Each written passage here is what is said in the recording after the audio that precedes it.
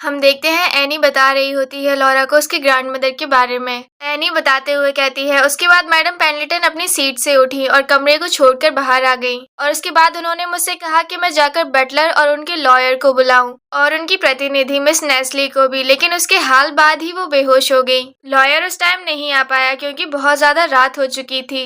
Miss Nestlé जरूर आई थी उनको देखने, लेकिन जब से मैडम बेहोश है उनको होश नहीं आया है, इसीलिए फिर वो वापस चली गई और वो दोनों लोग कल सुबह जल्द ही आएंगे उनको मिलने के लिए। लॉरा अपनी ग्रैंडमदर को देखते हुए कहती है मुझे ये पता नहीं था, मुझे लगा कि वो अपने आखिरी दिन काफी शांति से और काफी कंफर्ट में बिता रही हैं, लेकिन असलियत में वो लड़ रही थी मेरे लिए। वो दोनों लोग बातें कर रही होती हैं, तभी लॉरा की ग्रैंडमदर जाग जाती हैं। लॉरा की ग्रैंडमदर ने सारी बातें सुनी होती हैं और वो कहती है एनी तुम तो एक छोटी सी चुईया हो, तुमने काफी सारी चीजें सुन ली हैं अच्छी तरीके से, है ना। लॉरा की ग्रैंडमदर का हाथ कांप रहा होता है, लेकिन वो फिर भी अपना हाथ उसकी तरफ बढ़ाती है। लॉरा कहती है ग्रैंडमदर। लॉरा अपनी ग्रैंडमदर का हाथ थाम लेती है, तभी उसकी ग्रैंडमदर कहती है मुझे लगता है कि तुमने जाकर अपनी खूबसूरती का खूब प्रदर्शन किया होगा, है ना।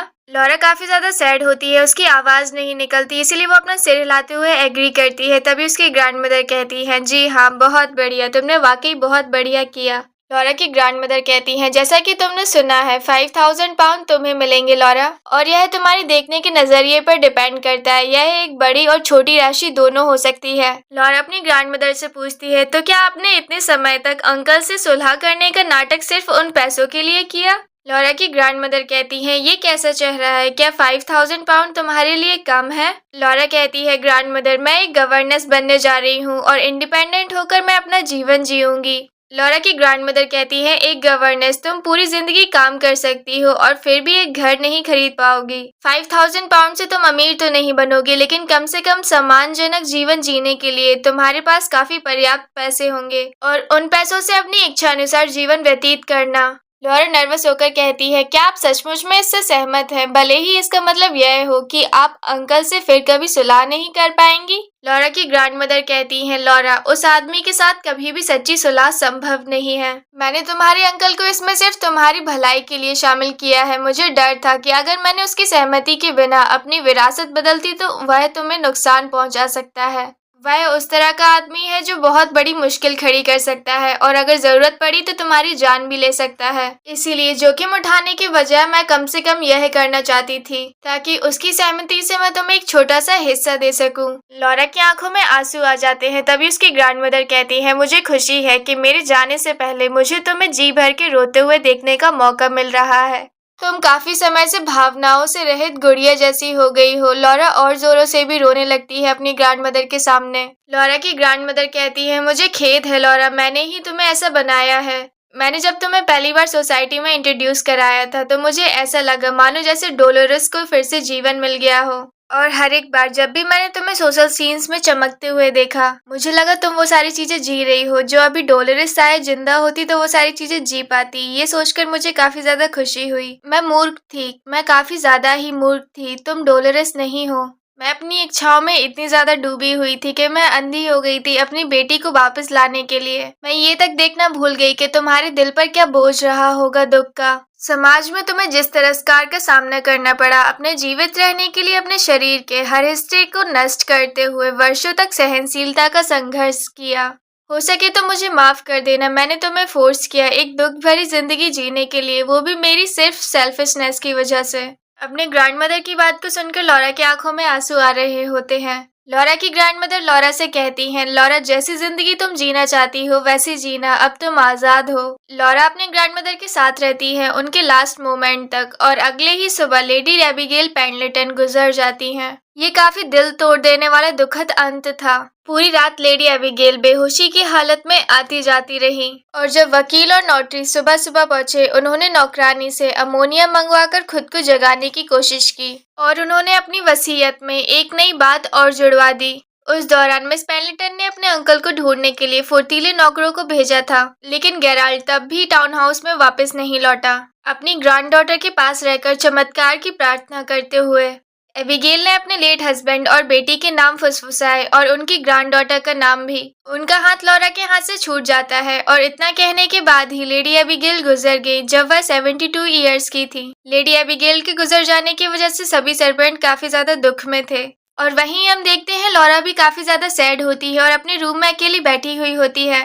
वो खुद को समझाते हुए कहती है, अपने आप को काबू में रखो, यह शोक मनाने का समय नहीं है। ग्रैंडमदर के लिए भी कुछ काम है जो तुम्हें करने की जरूरत होगी। सबसे पहले शव को तैयार करने के लिए अंतिम संस्कार करने वाले को बुलवाए, फिर उनके रिश्तेदारों को पत्र लिखकर उनकी मृत्यु की सूचना दे। लॉरा अपने काम करने के लिए उठी ही होती है, तभी गेट पर कोई नॉक करते हुए कहता है, मिस। और अगला सीन हम देखते हैं जब लॉरा अपने अंकल के पास खड़ी होती है और कहती है, अंकल आप मुझे ढूंढ रहे थे। लॉरा अपने मन में कह रही होती है, तो आखिरकार आप लौट ही आए। क्या आपने ग्रैंडमदर को उनके निधन से पहले देखा था? रूम में काफी शांति होती है। उसके अंकल कुछ नहीं कहते। तभी लॉरा बोलती है, मुझे अंतिम संस्कार की तैयारियां करनी है। क्या हमारे पास पहले से ही कोई अंतिम संस्कार करता या मंत्री है? अगर नहीं तो मैं इसका खुद ख्याल रखूंगी। तभी गेराल्ड मुड़ते हुए कहता है, अब तुम्हें कुछ और करने की जरूरत नहीं है। मैं तुम्हें सिर्फ 1 घंटा देता हूँ। अपना सामान पैक करो और तुरंत इस घर को छोड़कर इधर से निकल जाओ। लॉरा अपने अंकल की बातों को सुनकर काफी ज्यादा सरप्राइज हो जाती है और कहती है, क्या आपका क्या मतलब है? तभी गेराल्ड कहता है, अब से तुम्हारे लिए यही बेहतर होगा कि तुम पेंडलेटन परिवार से संबंधित किसी भी चीज से दूर रहो, जब तक तुम नदी के बीचों बीच खुद को तैरते हुए नहीं देखना चाहती हो। लॉरा जैसे ही उनकी बातें सुनती है काफी ज्यादा शॉक्ड हो जाती है। लॉरा अपनी हिम्मत बढ़ाकर कहती है, तो मैं अंतिम संस्कार की व्यवस्था नौकरानी पर छोड़ दूंगी। लेकिन अंकल आप यह तो नहीं कह रहे हैं कि मैं अंतिम संस्कार में भी शामिल नहीं हो सकती, है ना? तभी गेराल्ड कहता है, टॉम प्राइस ने मेरे बेटे के बिजनेस में किए गए इन्वेस्टमेंट के वादे को वापस ले लिया। फिर उसने मुझे खूब गाली दी और अमेरिका के लिए रवाना हो गया। तुम अब कभी भी इस पेंडलेटन ई स्टेट में कदम नहीं रख पाओगी और अब अपने पिता के नाम से ही जीवन जियो। क्या यह शेल्डन था?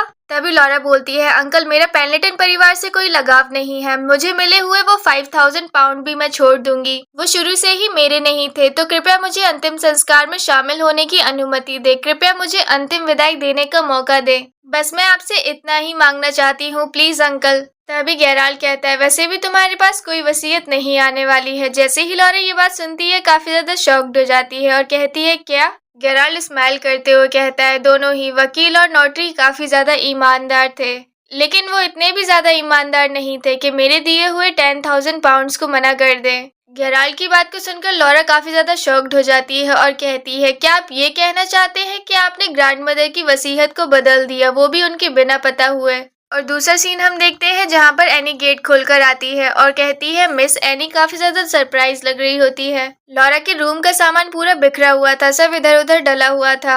लॉरा अपने सामान को पैक कर रही होती है अपने रूम में बैठे हुए। तभी एनी देखते हुए कहती है, आखिरकार ये हो क्या रहा है? आप ये क्या कर रही हैं? अब हम कुछ पुराने सीन्स देखते हैं जब लॉरा कहती है, आपका मतलब है वसीयत बदलना? ये तो काफी खतरनाक चीज है। गेराल्ड कहता है, मैंने तो बस ये कहा था कि वो लोग ध्यान नहीं दे तुम्हारी ग्रैंडमदर की कही गई बातों पर, क्योंकि गुजरने से पहले उन्होंने जो कुछ भी कहा वो अपने होश में नहीं थी उस टाइम पर। लॉरा कहती है, आप सचमुच में मुझसे काफी नफरत करते हैं अंकल। आपने उन लोगों को 20,000 पाउंड्स दिए ताकि जो मुझे मिलने वाले 5,000 पाउंड्स थे वो रोके जा सके। गेराल्ड कहता है, मैं तुम्हें एक काम की बात बताता हूँ। अब अगर तुम ये मैटर बाहर भी ले जाओगी तो भी इससे कोई बात नहीं बदलने वाली है। सभी लोग पहले से ही जानते हैं कि चार्ल्स के पास ही सारी वसीयत जाने वाली है। वो बस ये सोचेंगे कि तुम पागल हो गई हो, ना कि मुझ पर शक करेंगे। लॉरा कहती है, आप चिंता मत कीजिए, चार्ल्स पेंडलेटन के पास ही सारी चीजें जाएंगी। वैसे भी मेरे पास पैसे नहीं है कि मैं अच्छे वकील को रख सकूं। अगर मैंने कोशिश करके आपके ऊपर केस कर भी दिया तो आप हर एक पॉसिबल तरीका निकाल लेंगे मुझे कुचलने के लिए, जैसे आपने मेरी ग्रैंडमदर को तड़पाया था। लॉरा जाने लगती है लेकिन उससे पहले कहती है, मैंने अपनी मदर को काफी लंबे टाइम तक दोष दिया है, लेकिन अब मुझे समझ आया उन्हें इधर से इतने डेस्परेटली क्यों भागना पड़ा। उन्होंने इतनी सारी धन दौलत छोड़ दी, वो भी मेरे पापा का खाली हाथ थामने के लिए सिर्फ। आप सचमुच में काफी ज्यादा दुष्ट इंसान है। मैं एक भी पल इस घर में नहीं रुक सकती। अब मैं इनकार करती हूँ इधर पर रुकने से। प्लीज ग्रैंडमदर के अंतिम क्षणों में उन्हें अच्छी तरीके से सम्मान के साथ विदा करें। और अभी हम देखते हैं लॉरा अपना सामान पैक कर रही होती है। एनी भी उसकी मदद कर रही होती है उसका सामान पैक करने के लिए। एनी काफी ज्यादा सैड होती है और अपने मन में कह रही होती है, अभी मैडम पेंडलेटन के अंतिम संस्कार की तैयारियां भी चालू नहीं हुई हैं अच्छी तरीके से, और उन्होंने उनसे अभी क्या कहा कि सारी चीजें पैक कर लो और 1 घंटे के अंदर इधर से निकल जाओ, और वो भी उस इंसान से जिस इंसान ने इतने सालों से इस टाउन हाउस को संभाला है। तभी लॉरा कहती है, एनी मेरे लिए कुछ ड्रेसेस पैक कर दो जो गवर्नेंस के पहनने के लिए काफी सही हो। एनी लॉरा की बात का जवाब देते हुए कहती है, यस मिस। एनी लॉरा के कबर्ड में जाती है और अपने मन में कहती है उसको देखते हुए, ड्रेसेस जो गवर्नेंस के पहनने के लायक हो, इतने सारे कपड़ों में से वो भी केवल 3 या 4 ड्रेसेस ही होंगी ऐसी जो उनके गवर्नेंस के पहनने के लायक होंगी बस। तभी एनी पूछते हुए कहती है, मिस आप फ्यूनरल तो अटेंड करेंगी है ना? एनी का ये क्वेश्चन पूछने पर लॉरा एकदम शांत रह जाती है और कहती है नहीं। एनी कहती है क्या, लेकिन वसीयत का क्या होगा? वसीयत तो तभी पढ़ी जाएगी, अगर आप उधर पर नहीं गई तो आप वो वसीयत खो देंगे, आपको कम से कम जाना चाहिए उधर पर। लॉरा कहती है मुझे विरासत में वैसे भी कुछ नहीं मिलने वाला है, अंकल ने वसीयत के साथ छेड़छाड़ की है, अब जो कुछ भी मेरे पास है वो इस बक्से में ही है। लॉरा की बात को सुनकर एनी और ज्यादा सरप्राइज हो जाती है और कहती है क्या ये सच नहीं हो सकता? मैडम ने गुजरने से पहले वकील को बुलाया था और उनके साथ एक नोटरी भी था। लॉरा कहती है उन दोनों ही को अंकल ने 10,000 पाउंड्स दिए थे, उनको रिश्वत दी गई है। लॉरा की ये बात सुनकर एनी और भी ज्यादा सरप्राइज हो जाती है और कहती है क्या, अगर ये सब कुछ हुआ है तो आप उनके ऊपर केस क्यों नहीं करती हैं मिस? आप जानती हैं ना मेरा फियांसे एक लॉयर है, वो जरूर ही नया है लेकिन वो इन सब चीजों के लिए काफी ज्यादा कैपेबल है और चालाक भी है। अगर उसने ये सब सुना कि आपके साथ क्या हुआ है तो वो जरूर आपकी तरफ से लड़ेगा। एनी की बात सुनकर लॉरा कहती है धन्यवाद एनी, ये सब मेरे लिए बहुत ज्यादा मायने रखता है सचमुच में। एनी कहती है प्लीज आप ये सब मत कहिए, आप हमेशा से ही मेरे साथ काफी ज्यादा दयालु रही हैं और जब मैं पहली बार इधर पर आई थी तो मुझसे काफी सारी गलतियां हुई थी लेकिन आप हमेशा मुझसे शांत ही रही और जब जब मेरी बहनों की शादी हुई आपने हमेशा मुझे एक्स्ट्रा पेमेंट दिया है, तब कि आप उन्हें जानती भी नहीं है। मैं ऐसे ये सब जानते हुए भी ऐसे नहीं रह सकती हूँ बिना कुछ किए हुए। वसीयत के साथ छेड़छाड़ करना या उसको बदल देना एक इलीगल काम है, मैं जानती हूँ आप जरूर जीतेंगी मिस। लॉरा एनी के कंधे पर हाथ रखते हुए कहती है एनी चाहे जो कुछ भी मैं कर लूँ या फिर कितनी दूर तक भी देख लूँ मैं हारूंगी ही। मेरे अंकल एक ऐसे इंसान है जो कैसे भी हार नहीं मान सकते हैं, ये केस बस कोर्ट में लंबा चलेगा और मेरे पास आखिरकार कुछ नहीं बचेगा और मेरी मदद करने से तुम्हारी शादी को ही देर होती रहेगी और वैसे ही वो पैसा हमेशा से ही मेरा नहीं था, इसीलिए इसके बारे में भूल जाते हैं एनी। एनी को जोरों से रोना आ जाता है और वो कहती है लेकिन ये सारी चीजें काफी ज्यादा गलत हैं, आपको ही क्यों ऐसी चीजों से गुजरना पड़ेगा मिस, क्यों? एनी को रोते देख लॉरा भी काफी ज्यादा सैड हो जाती है और एनी को अपने गले लगाते हुए कहती है मैं बिल्कुल सही से रहूंगी एनी, मेरे पास सेविंग करे हुए पैसे हैं और उसके अलावा मेरे पास मेरी खुद की नॉलेज है मेरे दिमाग में, मैं खुद से रह पाऊंगी अच्छी तरीके से और अपनी लाइफ को अच्छी तरीके से जीऊंगी।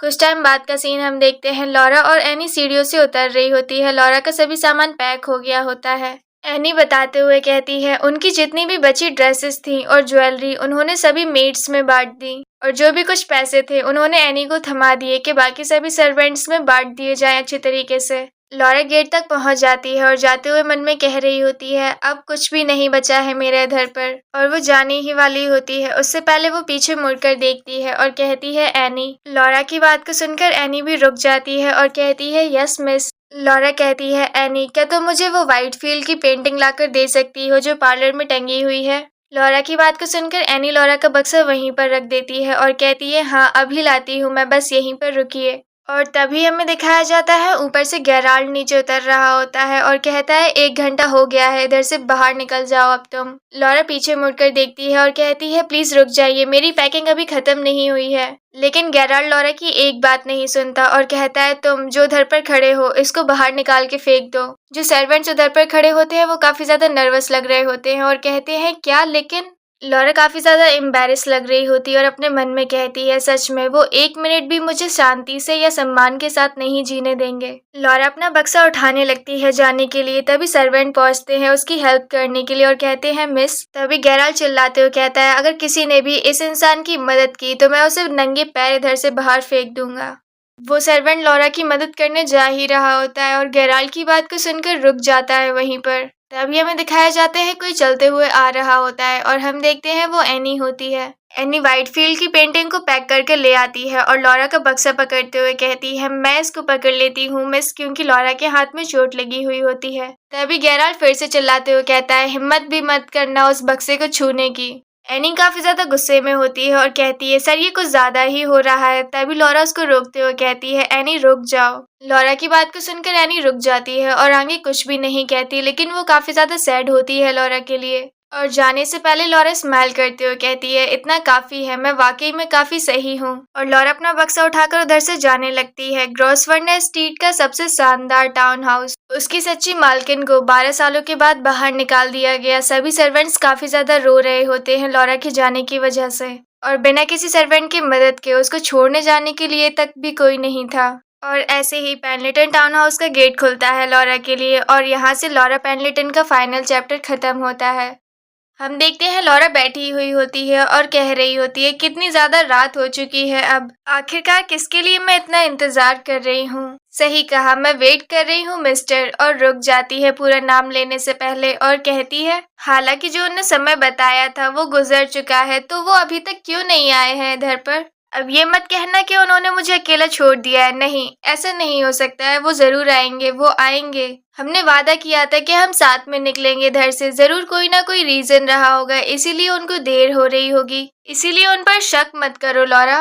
और एकदम से लॉरा की आंखें खुल जाती हैं और हम देखते हैं लॉरा ये सारी चीजें अपने सपनों में देख रही होती है। वो काफी ज्यादा घबराई हुई होती है। लॉरा उठकर देखती है इधर उधर और कहती है, ये जगह कौन सी है। और फिर अपने बेड से उतरकर जाती है अपना मुंह धुलने के लिए और अपने मन में कहती है, हाँ सही कहा, पिछली रात मैं अपना रास्ता भूल गई थी और चलते चलते मुझे एक होटल मिला जिसकी लाइट्स खुली हुई थी और जहाँ पर मैंने रुकने का इंतजाम किया अपना। क्या इसी वजह से मैंने अपने सपने में अपने पास्ट की चीजें देखी। लॉरा तैयार हो रही होती है बैठी बैठी और अपने मन में कह रही होती है, जब मैं अकेली रह रही हूँ तो अपने कपड़ों को सीधा करना भी एक काम सा लगता है। लॉरा अपने पेपर्स उठाती है और कहती है, चलो ऑर्गेनाइज करते हैं। सबसे पहले मेरे पास अभी 500 पाउंड्स है, इतनी ही करेंसी है मेरे पास कैश में अभी। इतने कम पैसों में मैं बस एक छोटा सा घर ही किराए पर ले सकती हूँ, एक मिडिल क्लास एरिया में या फिर किसी कमर्शियल डिस्ट्रिक्ट में जो कि लंदन के आसपास हो। मैं एक मेड को भी काम पर नहीं रख सकती हूँ। अगर मैं बहुत बचत करके चलती हूँ तो ये सारे पैसे मुझे सिर्फ 10 साल तक ही चलेंगे। उसके बाद जो सारी सेविंग्स मेरे पास बची हुई होंगी रिटायरिंग की, मैं एक छोटा सा घर खरीदूंगी कंट्री साइड में, एक मेल सर्वेंट को किराए पर रखूंगी मैं अपने घर की रखवाली करने के लिए और एक मेड को भी घर के सारे काम करने के लिए। इतना सब कुछ करने के बाद ही मैं अच्छी तरीके से जी पाऊंगी अपने बुढ़ापे में। और ये सारी चीजें करने के लिए मुझे कम से कम 3000 पाउंड्स चाहिए रहेंगे। मैं आज ही एम्प्लॉयमेंट एजेंसी में जाऊंगी और जाकर काम के लिए ढूंढने लगूंगी धीरे धीरे। और कुछ टाइम बाद का सीन हम देखते हैं जहाँ पर लॉरा पहुंच चुकी होती है एम्प्लॉयमेंट एजेंसी में। लॉरा के सामने एक लेडी बैठी हुई होती है। वो लॉरा का रिज्यूम देखते हुए बोल रही होती है, आपका स्वागत है, तो आप इधर पर हैं, आप एक गवर्नेंस की पोजीशन के लिए काम ढूंढ रही हैं, है ना मिस लॉरा शेल्डन, सही कहा ना। ऐसा लग रहा है जैसे आपके पास पहले से कोई एक्सपीरियंस नहीं है और हाँ, आपके पास लेटर ऑफ रिकमेंडेशन भी नहीं है। लॉरा कहती है, हाँ, इन बेसिक चीजों के अलावा मुझे अच्छी तरीके से ग्रीक और लैटिन आती है और मैंने ग्रांड गर्ल्स स्कूल से ग्रेजुएशन की है। लॉरा की बात सुनने के बाद वो काफी ज्यादा सरप्राइज होकर कहती है, अरे वो तो काफी प्रतिष्ठित स्कूल है, मुझे इससे पूरी आशा है कि काफी सारे एम्प्लॉयर्स आपको एक गवर्नेंस जैसे रखने में काफी खुशी होंगे। चलिए अब हम एक अच्छी सी पोजीशन ढूंढते हैं मिस शेल्डन के लिए जो कि इतनी ज्यादा कैपेबल है ना। और ऐसे ही करके हमें कुछ दिनों बाद का सीन दिखाया जाता है जहाँ पर गेट खुल रहा होता है। एक पोजीशन है 7 बच्चों की केयर करने के लिए, उनकी एनुअल सैलरी है 50 पाउंड्स और एक और घर है जो 60 पाउंड्स दे रहे हैं। अरे ये एम्प्लॉयर तो मिस्टर डेनिस है, इनकी रेपुटेशन काफी ज्यादा खराब है, काफी लोगों ने इनका काम छोड़ दिया क्योंकि ये टाइम पर पेमेंट नहीं करते हैं। और एक और है, उनकी एनुअल सैलरी है 45 पाउंड्स। आपको कैसा लगता है। लॉरा काफी दिनों से जॉब ढूंढने के लिए यही सारी बातें सुन रही होती है। एक अच्छी तरीके से पोजीशन को पाना उससे भी ज्यादा कठिन है जितना मैंने सोचा था। आखिरकार कितने दिन हो गए हैं मुझे इधर उधर जाते हुए जॉब के लिए ढूंढने में। मुझे अपनी जगह पर वापस चला जाना चाहिए। और अपना हाथ आगे बढ़ाती है कैरेज को रोकने के लिए, लेकिन पूरी तरीके से आगे बढ़ाने से पहले वो अपने हाथ को रोक लेती है और वो उधर पर खड़ी रह जाती है। उसके सामने से वो कैरेज निकल जाता है और आखिरकार लॉरा उस कैरेज को रोकने के लिए आवाज नहीं लगा पाती है और अपने मन में कहती है, मेरी पूरी ज्वेलरी को बेचने के बाद सिर्फ 83 पाउंड्स ही मिले हैं और मेरी बचत के रुपयों को भी मिलाकर सभी हो रहे हैं 583 पाउंड्स। मेरे पैर भी अब दर्द होने लगे हैं इतने दिनों से चलने की वजह से, लेकिन अभी मेरे पास टाइम नहीं है कि मैं सिंगल कॉइन भी वेस्ट कर सकूं।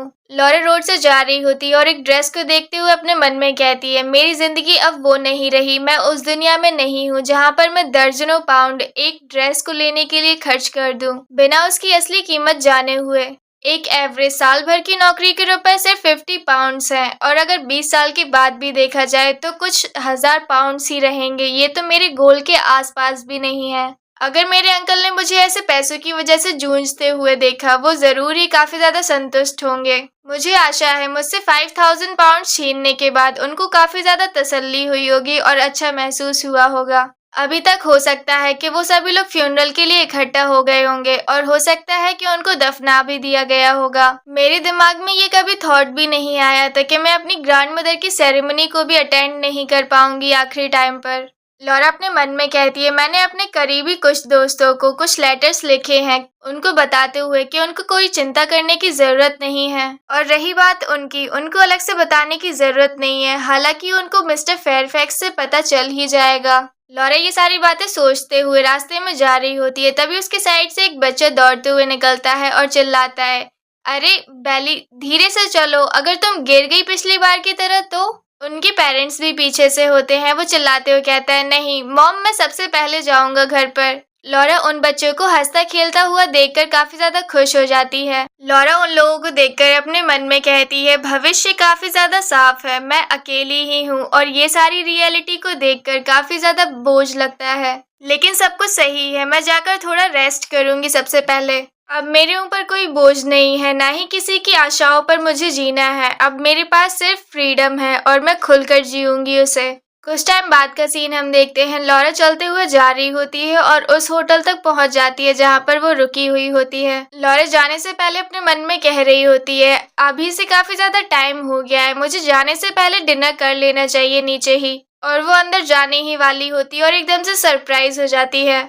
हम देखते हैं होटल के पास कोई खड़ा हुआ होता है और शायद लॉरा उसको पहचान जाती है। लॉरा आगे बढ़ते हुए और ध्यान से देखती है और अपने मन में कहती है, ये पर्सन तो, और लॉरा को वो पर्सन नोटिस करके उसके पास आ जाता है। लॉरा तो काफी ज्यादा शॉक लग रही होती है उसको देखकर। हम देखते हैं वो पर्सन होता है इयान। इयान लॉरा के पास आते हुए कहता है, मैं आपका ही इंतजार कर रहा था मिस पेंडलेटन। लॉरा तो पूरी तरीके से सरप्राइज और कंफ्यूज थी इयान को देखकर और कहती है, मिस्टर डाल्टन आप इधर पर कैसे आए? और लॉरा के क्वेश्चन पूछने पर इयान कहता है, आखिरकार हो क्या रहा है इधर पर? इयान का ध्यान लॉरा के ऊपर होता है। लॉरा की कंडीशन को देखकर वो काफी ज्यादा चिंता में होता है। तभी लॉरा कहती है, मैंने जो लेटर मिस्टर फेयरफैक्स को भेजा था, क्या आपने भी वो पढ़ा? उसमें मैंने जो लिखा था वही है। मैं इधर पर रह रही हूँ और अपने लिए गवर्नेंस की पोजीशन को ढूंढ रही हूँ, लेकिन आपने मुझे कैसे ढूंढा? मैंने लेटर में ये तो नहीं लिखा था कि मैं कहाँ पर रह रही हूँ। इयान कहता है, मैं कैरेज से जा रहा था, तभी मैंने आपको बाई चांस देख लिया था।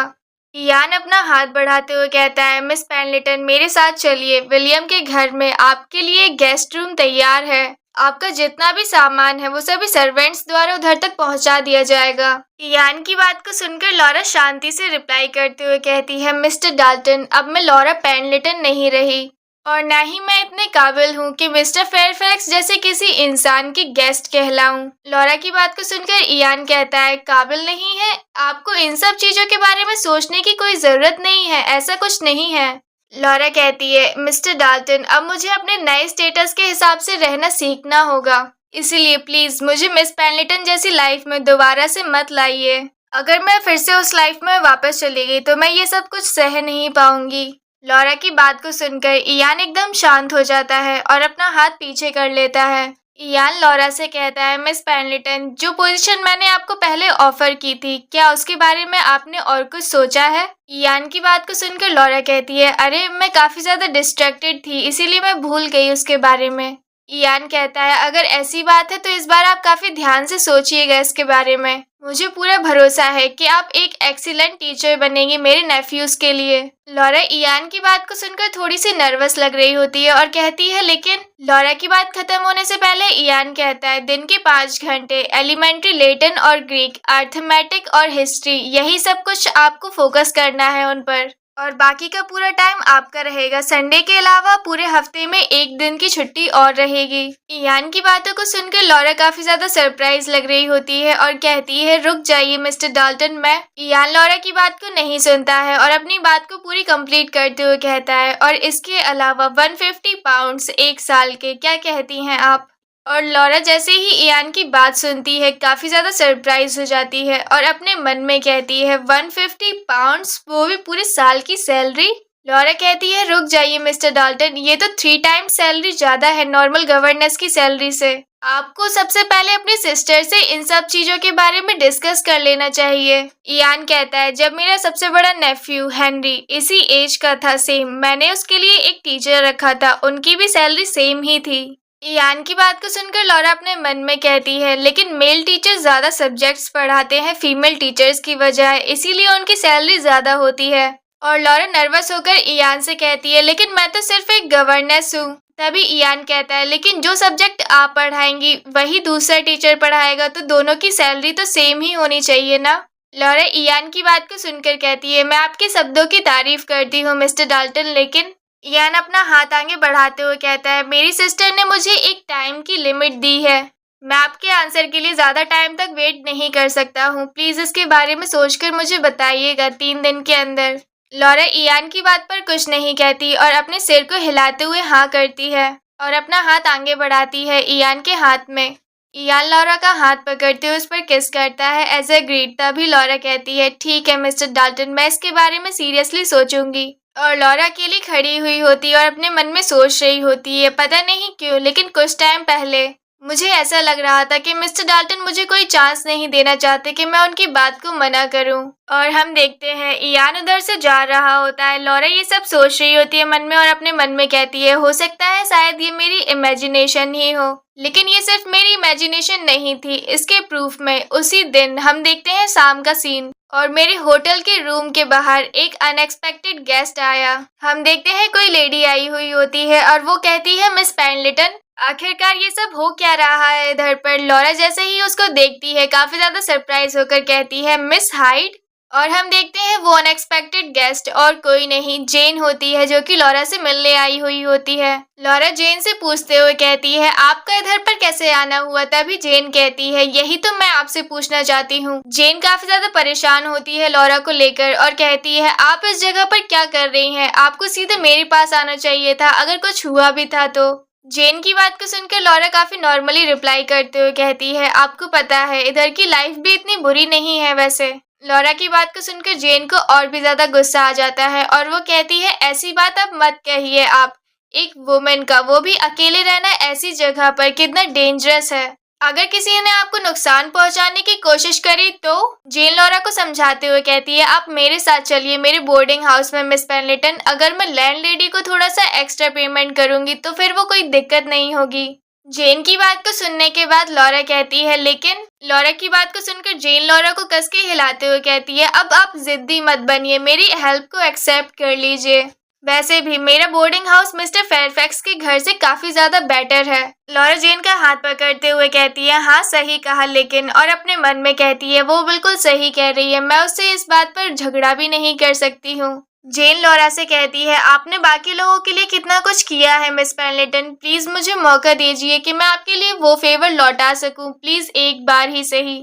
जेन की बात को सुनकर लॉरा सरप्राइज रह जाती है और उसके कहने के लिए कोई वर्ड्स नहीं रह जाते हैं। वो कहती है मिस हाइड। जेन कहती है अब आपका कोई बहाना नहीं चलेगा, जल्दी से अपनी चीज पैक कीजिए। और कहती है नहीं, मैं ही आपकी मदद करती हूँ आपकी सारी चीजें पैक करने के लिए, और जल्दी जल्दी अपने हाथ चलाने लगती है। जेन को ऐसे करते देख लॉरा काफी ज्यादा खुश थी, लेकिन वो उसको काम नहीं करने दे सकती थी और कहती है मिस हाइड रुक जाइए। कुछ टाइम बाद का सीन हम देखते हैं जब लॉरा का सामान पूरा पैक हो चुका होता है। लॉरा और जेन दोनों ही कैरेज में बैठी हुई होती हैं। लॉरा जेन से पूछती है लेकिन आपको पता कैसे चला कि मैं कहाँ पर रुकी हुई हूँ। लॉरा की बात का रिप्लाई देते हुए जेन कहती है, अरे वो मिस्टर इयान डाल्टन मेरे ऑफिस में आए थे आज। जेन की बात को सुनकर लॉरा एकदम से सरप्राइज होकर कहती है, मिस्टर डाल्टन आए थे? जेन कहती है, हाँ, उन्होंने जरूर मिस्टर फेयरफैक्स से पूछा होगा मेरे बारे में कि मैं कहाँ पर वर्क करती हूँ। उन्होंने मुझे बताया कि आप अकेले एक अनसेफ एरिया में रह रही हैं और उन्होंने मुझसे ये भी पूछा कि आप मेरे बोर्डिंग हाउस में मेरे साथ रुक सकती हैं क्या। वैसे भी अगर वो मुझसे पूछने के लिए नहीं कहते तो भी मैं आपको लेने जरूर आती। जेन की बात को सुनकर लॉरा अपने मन में कहती है, मिस्टर डाल्टन तो उसके हाल ही बाद वो जरूर ही मिस हाइट से मिलने के लिए गए होंगे। उन्होंने इतना सब कुछ किया, वो भी सिर्फ मेरी हेल्प करने के लिए इस तरह से। जैसा कि उम्मीद की जा सकती है, मिस्टर डाल्टन काफी ज्यादा अच्छे इंसान हैं। उनकी साफ और सीधी बात बोलने का तरीका देखने में उन्हें रूड दिखा सकता है, लेकिन ये सब सिर्फ बाहर से देखने में है। लॉरा ये सारी बातें अपने मन में सोच रही होती है और अपने हाथों को पकड़े बैठे हुए होती है। वो अपने मन में कहती है, अगर सच कहूँ तो वो हमेशा से ही इतने नर्म और सोच विचार करने वाले इंसान हैं। किसी ऐसे इंसान के साथ दोस्ती रखना एक ऐसी चीज लगती है जो कि एक ब्लेसिंग हो जिसे मैं डिजर्व नहीं करती। और कुछ टाइम बाद का सीन हम देखते हैं जहाँ पर जेन गेट खोल रही होती है। हम देखते हैं लॉरा और जेन बोर्डिंग रूम में पहुंच चुके होते हैं। जेन अपना सभी सामान लगाने लगती है और कहती है, मुझे माफ कर दीजिए, कमरे में ये सारी चीजें फैली हुई डली हैं। मैं किसी गेस्ट को एक्सपेक्ट नहीं कर रही थी इसलिए। लॉरा रूम की चारों तरफ देखते हुए कहती है, नहीं, बिल्कुल भी नहीं, ये अच्छी तरीके से सब कुछ लगा हुआ है इधर पर। लॉरा जेन के कमरे को देखकर अपने मन में कहती है, मेरे पुराने कमरे से इसको कंपेयर करे, उसमें तो एक डेस्क भी नहीं थी और ये कमरा बिल्कुल मिस हाइट की पर्सनैलिटी को सूट कर रहा है। लॉरा जेन की बुक्स को देखते हुए कहती है, तो आप किस तरीके का काम कर रही हैं आजकल? जेन कहती है, वैसे तो मैं छोटा मोटा काम करती हूँ दूसरों के लिए, लेकिन अभी मुझे एक काम मिला है, एक मैन्यूस्क्रिप्ट जो कि मैरी लोटस के द्वारा लिखी गई है। लॉरा ये नाम सुनकर काफी ज्यादा सरप्राइज होकर कहती है, मैरी लोटस वो एक फेमस ऑथर है और हमें बताया जाता है मैरी लोटस वो अपनी सुपर राइटिंग के लिए जानी जाती हैं और वो हमेशा अकेली ही ट्रैवल करती हैं अक्रॉस यूरोप, अमेरिका, अफ्रीका। वो सबसे ज्यादा फेमस राइटर हैं जो ट्रैवल करते हुए राइट करती हैं अपने टाइम पर। लॉरा तालियां बजाते हुए कहती है, ये तो काफी अच्छी बात है कि आप उनके काम के लिए चार्ज पर हैं मिस हाइट। जेन स्माइल करती हुए कहती है, खैर इसका एक रीजन है। जेन बताते हुए कहती है, जैसा कि आप देख सकती हैं उनकी राइटिंग काफी ज्यादा निर्दयी है देखने में। उनकी राइटिंग बिगड़ गई है क्योंकि वो ज्यादातर ट्रैवल करते हुए लिखती हैं शिप्स में और कैरेज में। लेकिन इससे अजीब बात यह है कि मैं उनकी हैंड राइटिंग को आसान तरीके से पढ़ सकती हूँ और अच्छी बात यह है कि इसी वजह से सिर्फ मुझे ही उनकी मैन्यूस्क्रिप्ट हैंडल करने को दी गई है। जेन काफी खुश होकर कहती है, वो तो कहीं पर भी ट्रैवल करने जा सकती हैं अकेले और उनकी हैंड राइटिंग तो इतनी सुंदर है कि मैं क्या बताऊं। क्या आप उन्हें देखना चाहेंगी? जेन को खुश देखकर और उसका काम अच्छे से जाता हुआ देखकर लॉरा भी काफी ज्यादा खुश थी। और अगला सीन हम देखते हैं रात का, जहाँ पर जेन और लॉरा दोनों ही बेड पर लेटी हुई होती है, लेकिन जेन सो गई होती है। लॉरा जाग रही होती है और अपने मन में सोचते हुए कहती है, ऐसा लगता है कि कल की ही बात है जब मिस हाइट को जॉब मिली थी और अब वो अपने सपने को जीने की तैयारियां करने लगी हैं। लॉरा खुद से कहती है, अब मैं क्या करूं? जो ऑफर मिस्टर डाल्टन ने मुझे दिया है वो एक ऐसी अपॉर्चुनिटी है जिसे मैं खुद से कभी नहीं ढूंढ सकती हूँ। और सच कहूँ मेरी करंट सिचुएशन में मैं अभी भी हेजिटेट कर रही हूँ। ये तो एक हंसने वाली बात है, लेकिन सिर्फ एक ही प्रॉब्लम है जो मुझे ये करने से रोक रही है, मेरी खुद की फीलिंग्स उनके लिए। और अगला सीन हम देखते हैं 3 दिन बाद का, संडे का। एक कैरेज खड़ा हुआ होता है जेन की बोर्डिंग हाउस के सामने। हम देखते हैं लॉरा और जेन दोनों खड़ी हुई होती हैं। तभी कैरेज से कोई उतरते हुए कहता है, गुड आफ्टरनून। और वो पर्सन होता है विलियम। विलियम कहता है, गुड आफ्टरनून मिस हाइड और मिस पेंडलेटन। विलियम को देखकर लॉरा की याद आ जाता है जब जेन ने उससे कहा होता है कि मैं हर एक संडे को अपने दोस्त के साथ चर्च जाती हूँ। लॉरा अपने मन में कहती है, अच्छा तो वो इंसान जो हर एक हफ्ते मिस हाइड को लेने आता है वो है मिस्टर फेयरफैक्स। लॉरा भी ग्रीट करते हुए कहती है, हेलो मिस्टर फेयरफैक्स। तभी विलियम लॉरा से पूछते हुए कहता है, क्या आप अपने नए रूटीन में अच्छी तरीके से एडजस्ट कर रही हैं? आप देखने में पहले से काफी ज्यादा हेल्दी लग रही हैं, मुझे ये देखकर काफी खुशी हुई। लॉरा विलियम की बात पर ध्यान दे रही होती है, तभी उसका ध्यान जाता है कैरेज की तरफ। जेन कैरेज की तरफ देखते हुए कहती है, अच्छा तो मिस्टर डाल्टन भी आज आए हैं इधर पर। लॉरा भी काफी सरप्राइज लग रही होती है इयान को देखकर। इयान दोनों लोगों को ग्रीट करते हुए कहता है गुड आफ्टरनून मिस हाइड और मिस पेंडलेटन आपको भी। और काफी टाइम बाद का सीन हम देखते हैं। वो लोग चर्च से आ रहे होते हैं। जेन और विलियम दोनों आगे चल रहे होते हैं और वहीं लॉरा और इयान दोनों पीछे चल रहे होते हैं। लॉरा इयान से कहती है जितना कि मैंने सुना है कैरेज में, मुझे लग रहा है कि मिस्टर फेयरफैक्स को काफी सारी आशाएं हैं मुझे पढ़ाने से लेकर। इयान कहता है हाँ जरूर, वो काफी ज्यादा पॉजिटिव था इस बात को लेकर और बोल रहा था कि पहली बार मैंने कुछ अच्छा काम किया है मेरी सिस्टर की वजह से। हमें कैरेज का एक सीन दिखाया जाता है जहाँ पर विलियम बोल रहा होता है पहली बार इसने कुछ अच्छा काम किया है जिसकी तारीफ की जाए। और वहीं इयान विलियम से इरिटेट होकर बोल रहा होता है विलियम मैं अभी कैरेज में हूँ। लॉरा कहती है वैसे मैं काफी ज्यादा खुश हूँ, मुझे ये अपॉर्चुनिटी मिली इसके लिए। वैसे मैं सोच रही थी कि सोशल सर्कल में लोग आजकल क्या कर रहे हैं, क्या आप मेरी तरफ से मिस लेंस को ग्रीट कर सकते हैं। लॉरा की बात को सुनकर इयान कहता है मुझे माफ कर दीजिए लेकिन मैं उनसे काफी टाइम से बोला नहीं हूँ। इयान की बात को सुनकर लॉरा काफी ज्यादा कंफ्यूज्ड होती है और अपने मन में कहती है अरे लेकिन वो लोग इतने क्लोज थे कि वो लोग हमेशा टी पार्टीज के लिए मिलते थे हर हफ्ते। वो लोग जा रहे होते हैं और इयान एकदम से रुक जाता है और कहता है मिस पेंडलेटन। लॉरा इयान की बात को सुनकर रुक जाती है और पीछे मुड़कर देखती है उसकी तरफ। तभी इयान कहता है मैं आज इधर आपके लिए ही आया हूँ, मैं आपके डिसीजन सुनना चाहता हूँ जो ऑफर मैंने आपको दिया था उसके लिए। हम देख रहे होते हैं इयान लॉरा से पूछ रहा होता है उसने जो ऑफर लॉरा को दिया होता है उसके बारे में। इयान लॉरा से पूछते हुए कहता है तो क्या आपने अपना डिसीजन ले लिया है। लॉरा इयान की बात को सुनते हुए कहती है आपकी प्रपोजल के बारे में। हाँ मैंने उसके बारे में डिसीजन ले लिया है, मुझे काफी खुशी होगी उसको एक्सेप्ट करने में। इयान जैसे ही लॉरा का डिसीजन सुनता है वो काफी ज्यादा खुश होता है मन ही मन में और सिर हिलाते हुए कहता है अच्छी बात है। वो दोनों लोग फिर से चलना चालू कर देते हैं। तभी लॉरा कहती है हालांकि मैं अपना काम करना चालू करूँ, हो सकता है कि उनको व्यक्तिगत रूप से मेरा काम पसंद नहीं आए शायद। तभी इयान लॉरा से कहता है मैं आपका फाइनल आंसर सुनने के बाद खुद ही प्लानिंग कर रहा था वापस लौटने की और उनको उधर पर जाकर हर एक चीज एक्सप्लेन करूंगा खुद से। मैं इस बात का ध्यान रखूंगा अच्छी तरीके से कि उन्हें हर एक चीज बताऊं, लेकिन मेरी सिस्टर आपको रिजेक्ट नहीं करेंगी इस अकेले रीजन के लिए। और जल्द ही ओलिविया भी अपना सोशल डेब्यू करेगी, इसीलिए वो आपके हाई सोसाइटी में एक्सपीरियंस की काफी ज्यादा वैल्यू करेंगे मिस पेंडलेटन। मैं आशा करता हूँ कि आप उसकी भी थोड़ी बहुत मदद कर सकेंगी। तभी लॉरा स्माइल करते हुए कहती है हाँ अगर ऐसी कोई चीज होगी जिसकी मैं हेल्प कर सकती हूँ तो मैं जरूर करूँगी। तभी लॉरा कहती है मुझे उस दिन का इंतजार है जब मुझे फाइनली डनवेल पार्क देखने को मिलेगा। लॉरा को देखकर इयान पूछते हुए कहता है क्या आप नर्वस है। लॉरा रिप्लाई देते हुए कहती है हाँ क्योंकि मैं अच्छा करना चाहती हूँ हर एक काम में अपने। आखिरकार यह सब आपकी सिस्टर की वजह से ही संभव हो पाया है और यह आपके प्यारे नेफ्यू की शिक्षा से संबंधित है। लॉरा की बात सुनने के बाद इयान कहता है वो इतने भी प्यारे नहीं हैं, ये छोटे छोटे शरारती बच्चे हैं। लॉरा इयान की बात सुनने के बाद कहती है आप उनसे किसी और से ज्यादा प्यार और स्नेह करते हैं, आप तो बस ऐसे कह ही रहे हैं। इयान कहता है ऐसा लगता है जैसे कल ही मैंने आपसे वादा किया था आपको व्हाइट फील्ड दिखाने का और अब वह दिन लगभग आ ही गया है जब मैं वास्तव में इसे आपको दिखा सकूंगा। इयान की बात को सुनकर लॉरा कहती है तो क्या आप सचमुच में मुझे आमंत्रित करने वाले हैं।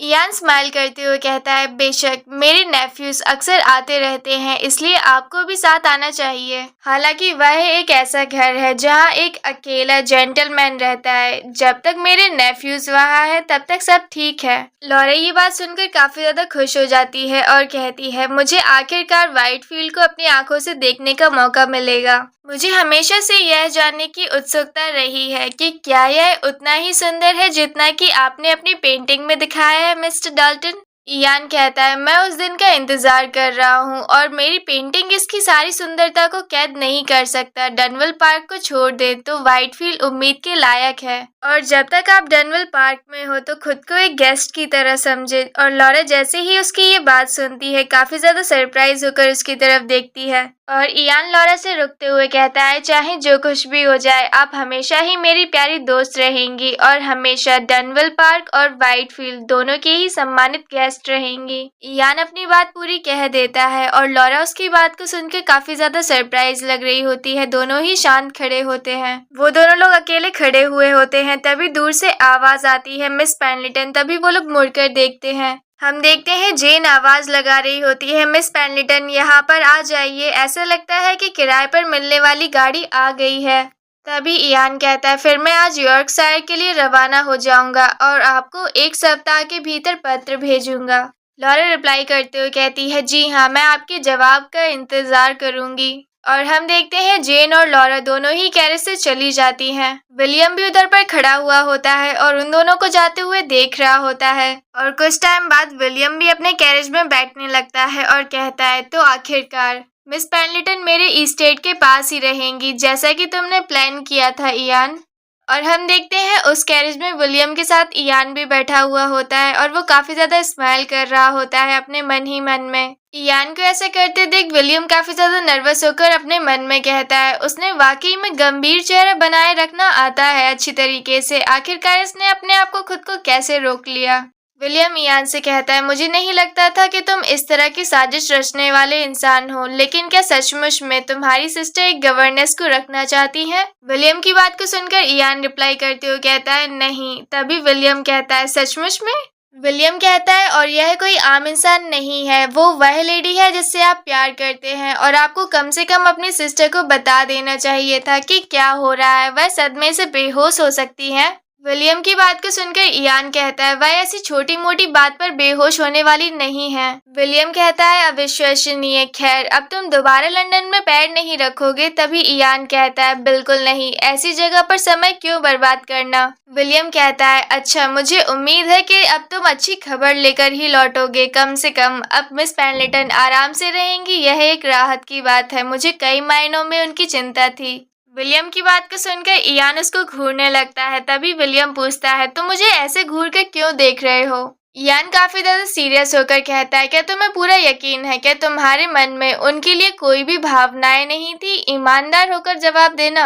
इयान की बात को सुनकर विलियम कहता है ऐसा कुछ भी नहीं है, मैं कसम खाता हूँ, और ना ही ऐसा कभी था। तुम ये जवाब मुझसे कितनी बार सुनना चाहते हो? और इससे भी बढ़कर इस बार जाने से पहले मिस लेंस को अलविदा कहना ना भूलना। विलियम की बात को सुनकर इयान कहता है मैं क्यों, तुम करो ना इसको, मैं लेंस परिवार के ड्राइंग रूम में जाकर तंग आ चुका हूँ। तभी विलियम कहता है फिर भी मिस लेंस की वजह से बहुत मदद हुई है तुम्हारी, मिस पेंडलेटन के साथ तुम्हारे रिश्ता, उसने तो तुम्हें बॉल डांस में भी आमंत्रित किया था। और जेनेट ने कहा कि मिस लेंस तुम्हारे बारे में बहुत अच्छी राय रखती है। तभी इयान कहता है लेडीज की चापलूसी करने का मेरा धैर्य अब खत्म हो चुका है, और वैसे भी तुम इस काम में मुझसे कहीं ज्यादा बेहतर हो, मैं इसे तुम पर छोड़ देता हूँ। इयान को ऐसे करते देख विलियम कहता है तुम तो बड़े बेकार हो। विलियम स्माइल करते हुए अपने मन में कहता है आखिरकार मैं काफी ज्यादा खुश हूँ। वो फाइनली अपने पुराने स्वरूप में लौट आया है और निराशा से मुक्त हो गया है। और जब मिस पेंडलेटन लापता हो गई थी वह अपनी मानसिक संतुलन को लगभग खो बैठा था। और अब हम कुछ पुराने मोमेंट्स देखते हैं। हमें वो दिन दिखाया जाता है जिस दिन मिसेस पेंडलेटन का अंतिम संस्कार था और कुछ लोग उधर पर खड़े हुए बातें कर रहे होते हैं। मैंने सुना था कि वह बीमार थी और बिस्तर पर पड़ी थी, लेकिन मैंने सोचा भी नहीं था कि वह इतने जल्दी दुनिया छोड़ देंगी।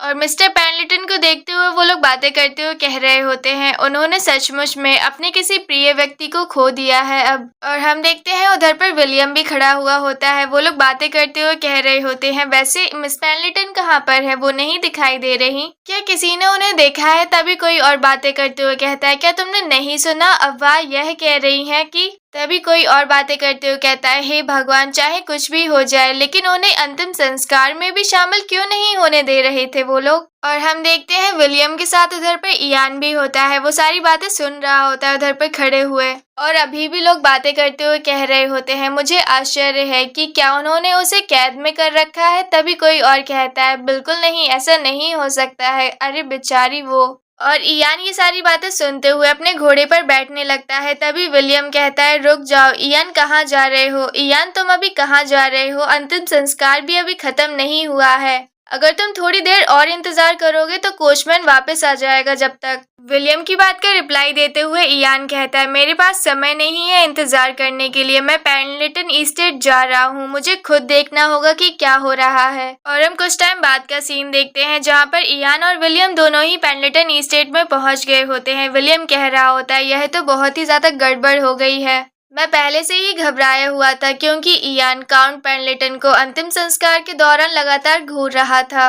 और विलियम जब इयान को एनी से बात करते हुए देखता है वो अपने मन में कहता है, वैसे ऐसा कब हुआ? उसने उस लेडी से जान पहचान कब कर ली? विलियम इयान को एनी से बातें करते हुए देख रहा होता है और अपने मन में कह रहा होता है, आखिरकार इधर पर हो क्या रहा है। एनी इयान को सभी बातें बता रही होती है, जो कुछ भी उसको पता होता है। इयान एनी की बातें सुनकर काफी ज्यादा गुस्से में और सीरियस लग रहा होता है। विलियम उसको देखकर अपने मन में कह रहा होता है, आखिरकार ये हो क्या रहा है पेंडलेटन स्टेट में। और कुछ टाइम बाद का सीन हम देखते हैं जब इयान आकर अपने घोड़े पर बैठने लगता है। तभी विलियम उससे पूछता है, इयान आखिर हुआ क्या है? क्या मिस पेंडलेटन अंदर है? इयान विलियम की बात का जवाब देते हुए कहता है, नहीं वो अंदर नहीं है। तभी विलियम काफी ज्यादा सरप्राइज होकर कहता है, क्या? इयान बताते हुए कहता है, मैंने सुना है कि उन्हें पेंडलेटन टाउन हाउस से निकाल दिया गया है। विलियम काफी ज्यादा सरप्राइज होकर कहता है, तुम्हारा क्या मतलब है? 12 ईयर्स तक इस टाउन हाउस की रक्षा करने वाली लेडी को बाहर निकाल दिया गया? इयान कहता है, मुझे पता है ये बेतुका है, लेकिन हे भगवान, गेराल्ड पेंडलेटन ने सचमुच वह बेतुका काम कर दिखाया है। लॉरा के बारे में पता चलने के बाद इयान को बहुत ही ज्यादा गुस्सा आ रहा होता है और उसके लिए काफी ज्यादा चिंता भी हो रही होती है उसको। मानो अपनी नाइस को किसी बूढ़े आदमी को बेचने की कोशिश करना ही काफी नहीं था। उसने एंगेजमेंट स्वीकार कराने के लिए उसे तब तक कुचला तब तक उसके हाथ काले और नीले नहीं पड़ गए। और अब उसने एक नई वसीयत बनाई है और अब उसने उन्हें बिना कुछ दिए ही बाहर निकाल दिया है। और फिर हम कुछ देर बाद का सीन देखते हैं फेयरफैक्स रेजिडेंसी का। हम देखते हैं विलियम और इयान दोनों ही घर पर पहुंच चुके होते हैं। तभी विलियम कहता है, तो क्या मेड को पता था कि मिस पेंडलेटन कहाँ पर है? तभी इयान कहता है, नहीं, अब हमें ही इसका पता लगाना होगा। तभी विलियम इयान से पूछता है, तो क्या कोई ऐसी जगह है जो तुम्हारे दिमाग में आती हो? इयान कहता है, वह कहीं छिप गई होंगी जहां उन्हें कहीं कोई ढूंढ नहीं सकता। वह उस तरह की सिद्धांतवादी लेडी हैं जो किसी को परेशानी देने के बजाय मरना पसंद करेंगी। धत तेरे की, हमें तलाश शुरू कहाँ से करनी चाहिए आखिरकार? तभी इयान की नजर जाती है मैप की तरफ और वो कहता है, लंदन की ट्रैवल गाइड कहाँ पर है? इयान की बात सुनने के बाद विलियम कहता है, लंदन गाइड? अरे अगर तुम्हारा वो मतलब है तो वो तो यहीं पर है। इयान विलियम से बुक ले लेता है और वो जाने लगता है। तभी विलियम आवाज लगाते हुए कहता है, क्या तुम सभी होटल से शुरुआत करने की योजना बना रहे हो? मैं तुम्हारे साथ चलूंगा, उसमें 100 से ज्यादा जगह होंगी ऐसे, तुम अकेले ये सब कहाँ से संभाल सकते हो? तभी विलियम की बात सुनने के बाद इयान कहता है, तुम्हें एक और काम मिल गया है, अभी मिसेस एबिगेल के निष्पादक और वकील का पता लगाओ। देखते हैं कि मैंने जो सुना है वो आखिरकार सच है या नहीं। तभी विलियम काफी ज्यादा सरप्राइज होकर उसकी तरफ देख रहा होता है और कहता है, क्या? और फिर उस दिन से उन दोनों ने अपनी अपनी अलग अलग खोज शुरू कर दी, जो कि मिसेस एबिगेल हमेशा चीजों को विवेकपूर्ण तरीकों से संभालती थी। उन आदमियों का पता लगाना आसान नहीं था, लेकिन फेयरफैक्स फैमिली के कनेक्शंस की मदद से वे उन्हें ढूंढने में कामयाब रहे। एक पर्सन थे मिस्टर रिचर्ड रॉयडन लॉ ऑफिस से और दूसरे पर्सन थे mister Paul Nestlé, Mrs Abigail के करीबी दोस्त। जांच के दौरान यह पता चला कि वे दोनों इस समय बहुत मुश्किल हालात में थे। मिस्टर रॉयडन बाहर से एक सम्मानित वकील प्रतीत होते थे, लेकिन उन्हें जुए की लत थी। मिस्टर पॉल नेस्ली पहले एक बैरोनेट हुआ करते थे, एक असफल इन्वेस्टमेंट के बाद बर्बाद हो गए थे और अब एक घटिया मैगजीन के लिए धारावाहिक प्रकाशित करके मुश्किल से जीवित रह रहे थे।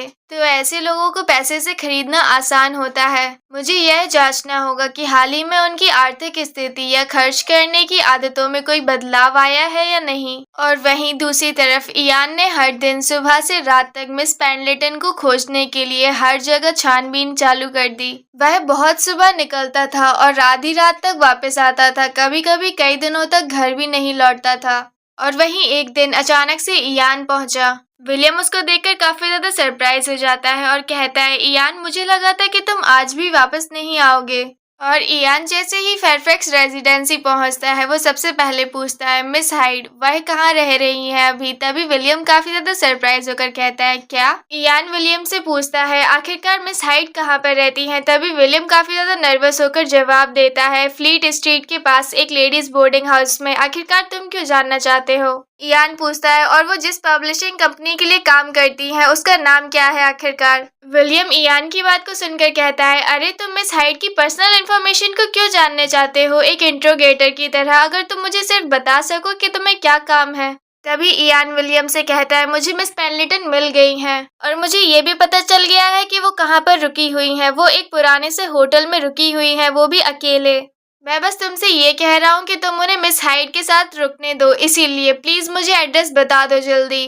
और अभी हम प्रेजेंट का सीन देखते हैं जहाँ पर कैरेज में बैठे हुए होते हैं दोनों। तभी विलियम कहता है, तो अभी हम ये कह सकते हैं कि मिस पेंडलेटन का केस अभी के लिए सुलझ गया है, लेकिन उस केस के बारे में क्या होगा, मिस पेंडलेटन से रिलेटेड लॉयर और नोटरी के बारे में। ऐसे काफी सारे साइन हैं जिससे पता चल रहा है उन दोनों आदमियों के पास काफी सारे पैसे आ गए हैं, लेकिन ये इसका कोई प्रूफ नहीं है कि वो सारे पैसे मिस्टर पेंडलेटन ने दिए हैं उन्हें। विलियम की बात को सुनकर इयान कहता है, मैं इसके बारे में अच्छी तरीके से पता लगाऊंगा कि ये पूरा फंड कहाँ से आया है उन लोगों के पास, और अगर ये सारी बातें बिल्कुल सच निकलती हैं तो उनको अपने कर्मों का फल बिल्कुल भुगतना पड़ेगा। इयान की बात को सुनकर विलियम कहता है, तो क्या तुम उन लोगों को कोर्ट तक ले जाओगे? इयान कहता है, मैं ये सब कुछ पब्लिकली नहीं दिखाऊंगा। मिस पेंडलेटन ये नहीं चाहेंगी कि मैं उनके अफेयर्स में इतनी डीपली इन्वॉल्व हूँ। विलियम कहता है, तो फिर तुम क्या करोगे? तभी इयान कहता है, मैं उन दोनों के लिए इतना सब कुछ तो कर दूंगा कि वो अपने जीने की इच्छा भी छोड़ देंगे।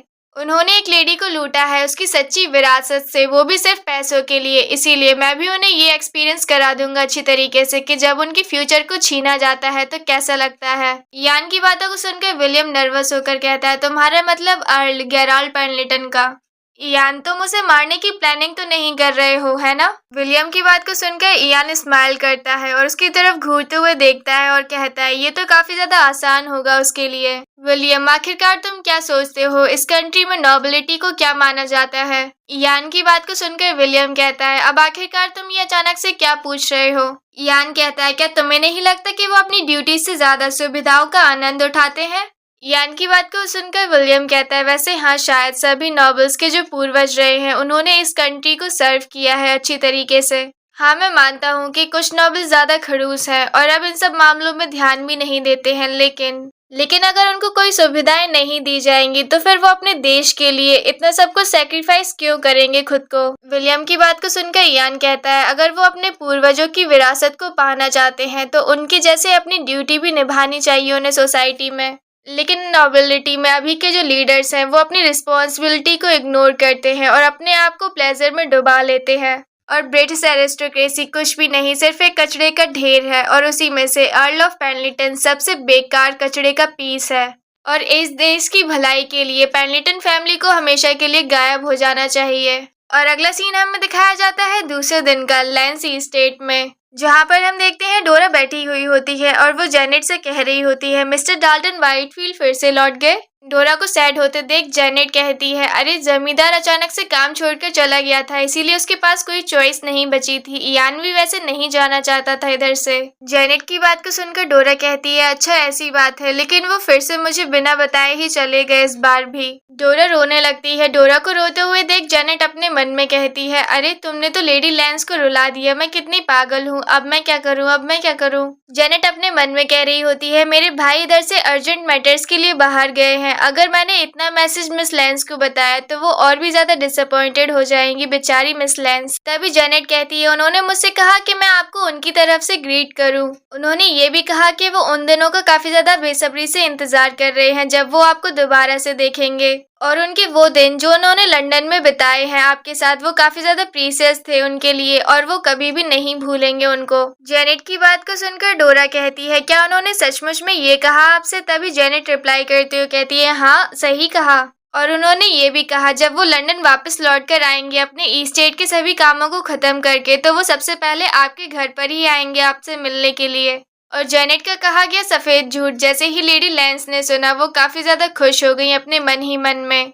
वो अपने मन ही मन में इतनी ज्यादा खुश थी कि उनको इस बात का बिल्कुल भी अंदाजा नहीं था कि लंदन सोसाइटी में जो कि अफवाहें इतनी जोरों से फैल रही हैं उनका क्या होगा। हम देख रहे होते हैं अगला सीन हमें दिखाया जाता है डनविल पार्क का। हम देखते हैं इयान पहुंच चुका होता है डनविल पार्क और वो अपनी सिस्टर से मिलने गया होता है। वो कहता है, क्या आप ठीक हैं? तभी उसकी सिस्टर रिप्लाई करते हुए कहती है, मैं ठीक हूँ। मार्गरेटा अपने सन इयान को भी लिए होती है और कहती है, इन दिनों यह छोटी मोटी बीमारियों से भी कम प्रभावित हो रहा है। और इयान की तरफ देखते हुए कहती है, लेकिन तुम ठीक नहीं लग रहे हो, क्या तुम लंदन में कड़ी मेहनत कर रहे थे? इयान के एक्सप्रेशंस काफी ज्यादा सीरियस लग रहे होते हैं और मार्गरेट की बात को सुनकर वो कहता है, कड़ी मेहनत? किस चीज की कड़ी मेहनत? मार्गरेटा कहती है, खैर इस तरह बार बार आना जाना कभी कभी थका देने वाला हो सकता है।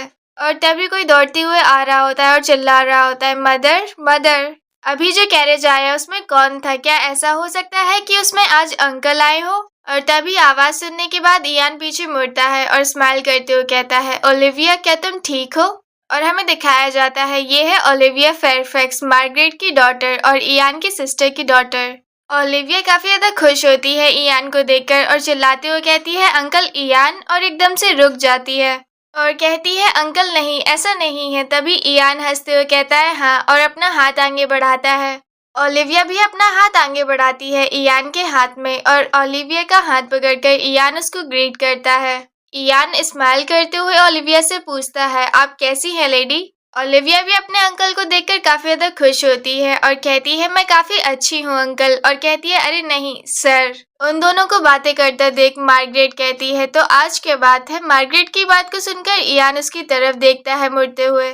मार्गरेट इयान की तरफ देख रही होती है और काफी ज्यादा सीरियस होकर उससे पूछती है, इयान तुम अचानक से लंदन चले गए, लेकिन अब तुम सिर्फ यह पूछने के लिए आए हो कि हम कैसे हैं? मार्गरेट की बात को सुनकर इयान काफी ज्यादा नर्वस होकर उसकी तरफ देखता है। ओलिविया को कुछ समझ नहीं आ रहा होता है इधर पर क्या चल रहा है। तभी मार्गरेट कहती है, ओलिविया क्या तुम थोड़ी देर के लिए बाहर जा सकती हो? ओलिविया रिप्लाई देते हुए कहती है, ठीक है मदर, आप आराम से बात करिए, मैं जाती हूँ। और हम देखते हैं ओलिविया चली जाती है। मार्गरेट कहती है, तो बताओ इयान, आखिरकार मामला क्या है? इयान कहता है, सिस्टर मैंने डैनियल और जॉर्ज के लिए एक प्राइवेट ट्यूटर ढूंढ लिया है। इयान की बात को सुनकर मार्गरेट काफी ज्यादा सरप्राइज लग रही होती है।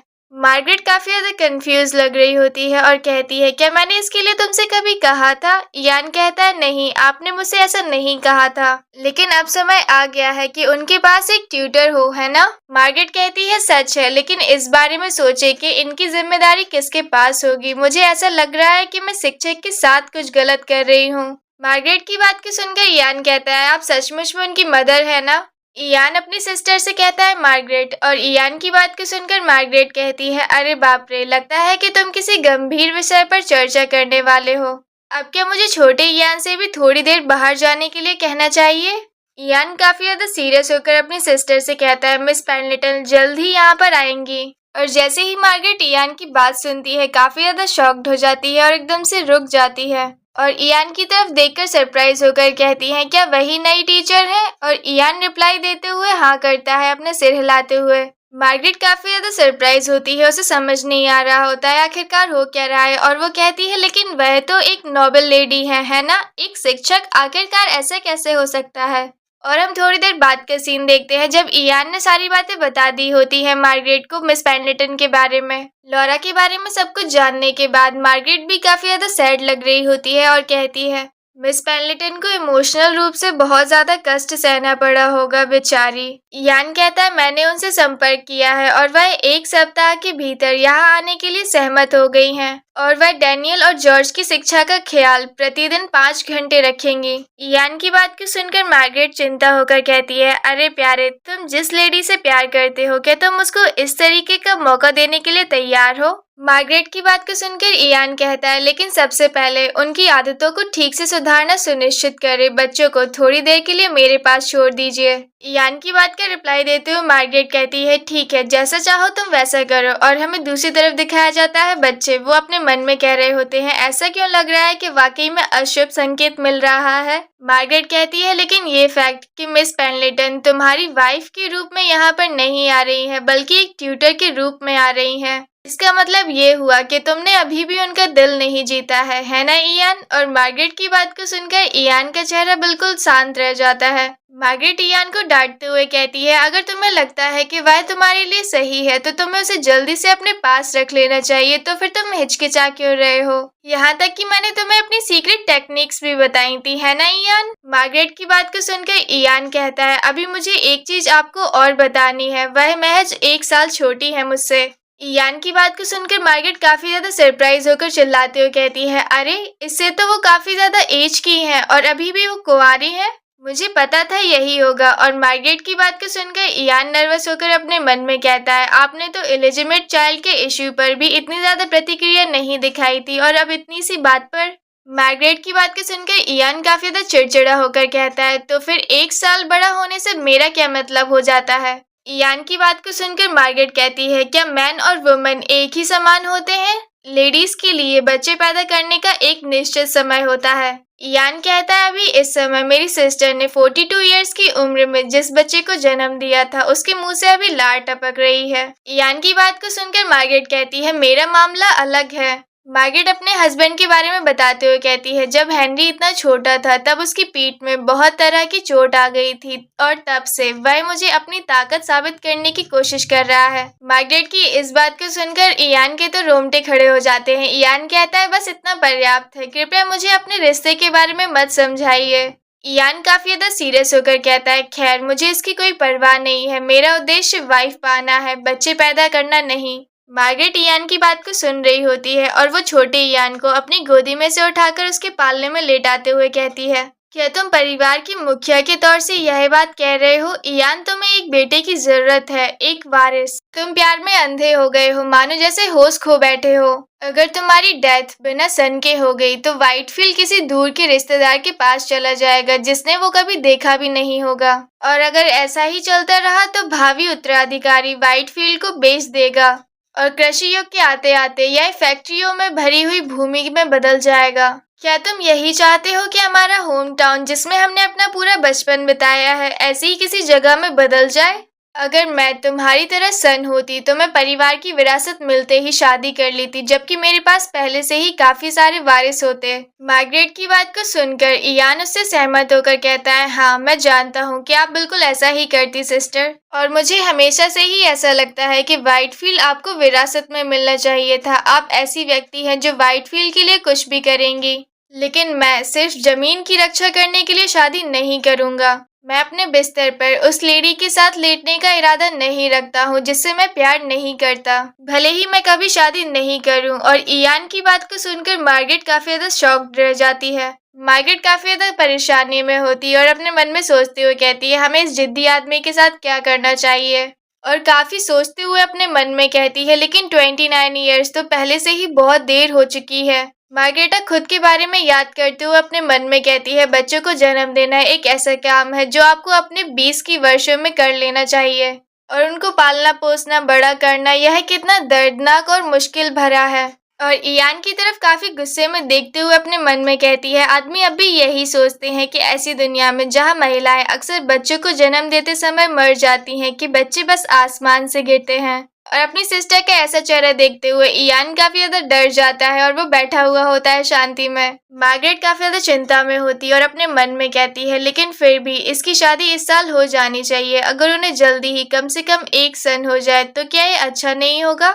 उसने कभी किसी लेडी की तरफ नहीं देखा और 1 हफ्ते से ज्यादा समय के लिए कभी भी स्टेट से बाहर नहीं गया है, लेकिन वह हमेशा कहता है कि वो अच्छा है। और हम दूसरी तरफ देखते हैं इयान काफी ज्यादा चिंता में होता है कि मार्गरेट क्या कहेगी और काफी ज्यादा शाय भी फील कर रहा होता है। मार्गरेट अपने मन में कह रही होती है, सचमुच में वो उससे काफी ज्यादा प्यार करता है, और कहती है, ठीक है, अगर तुम अभी शादी कर लेते हो तो मैं इससे ज्यादा क्या कह सकती हूँ। उसे अपने परिवार की तरह समझे और उसे अपने साथ लेकर आए, लेकिन इस बार तुम्हें उसका दिल सचमुच में जीतना होगा। मार्गरेट के डिसीजन को सुनकर इयान का चेहरा तो पूरी तरीके से शॉक्ड लग रहा होता है, और इयान बहुत ज्यादा खुश हो जाता है जैसे ही उसे मार्गरेट की परमिशन मिल जाती है। वो अपनी चेयर से उठता है और मार्गरेट की तरफ आगे बढ़ता है और मार्गरेट के पास जाकर उसके माथे पर किस करते हुए कहता है, आपका बहुत बहुत धन्यवाद मार्गरेट। और फिर हमें कुछ टाइम बाद का सीन दिखाया जाता है जब हम देखते हैं इयान ड्राइंग रूम से चला गया होता है।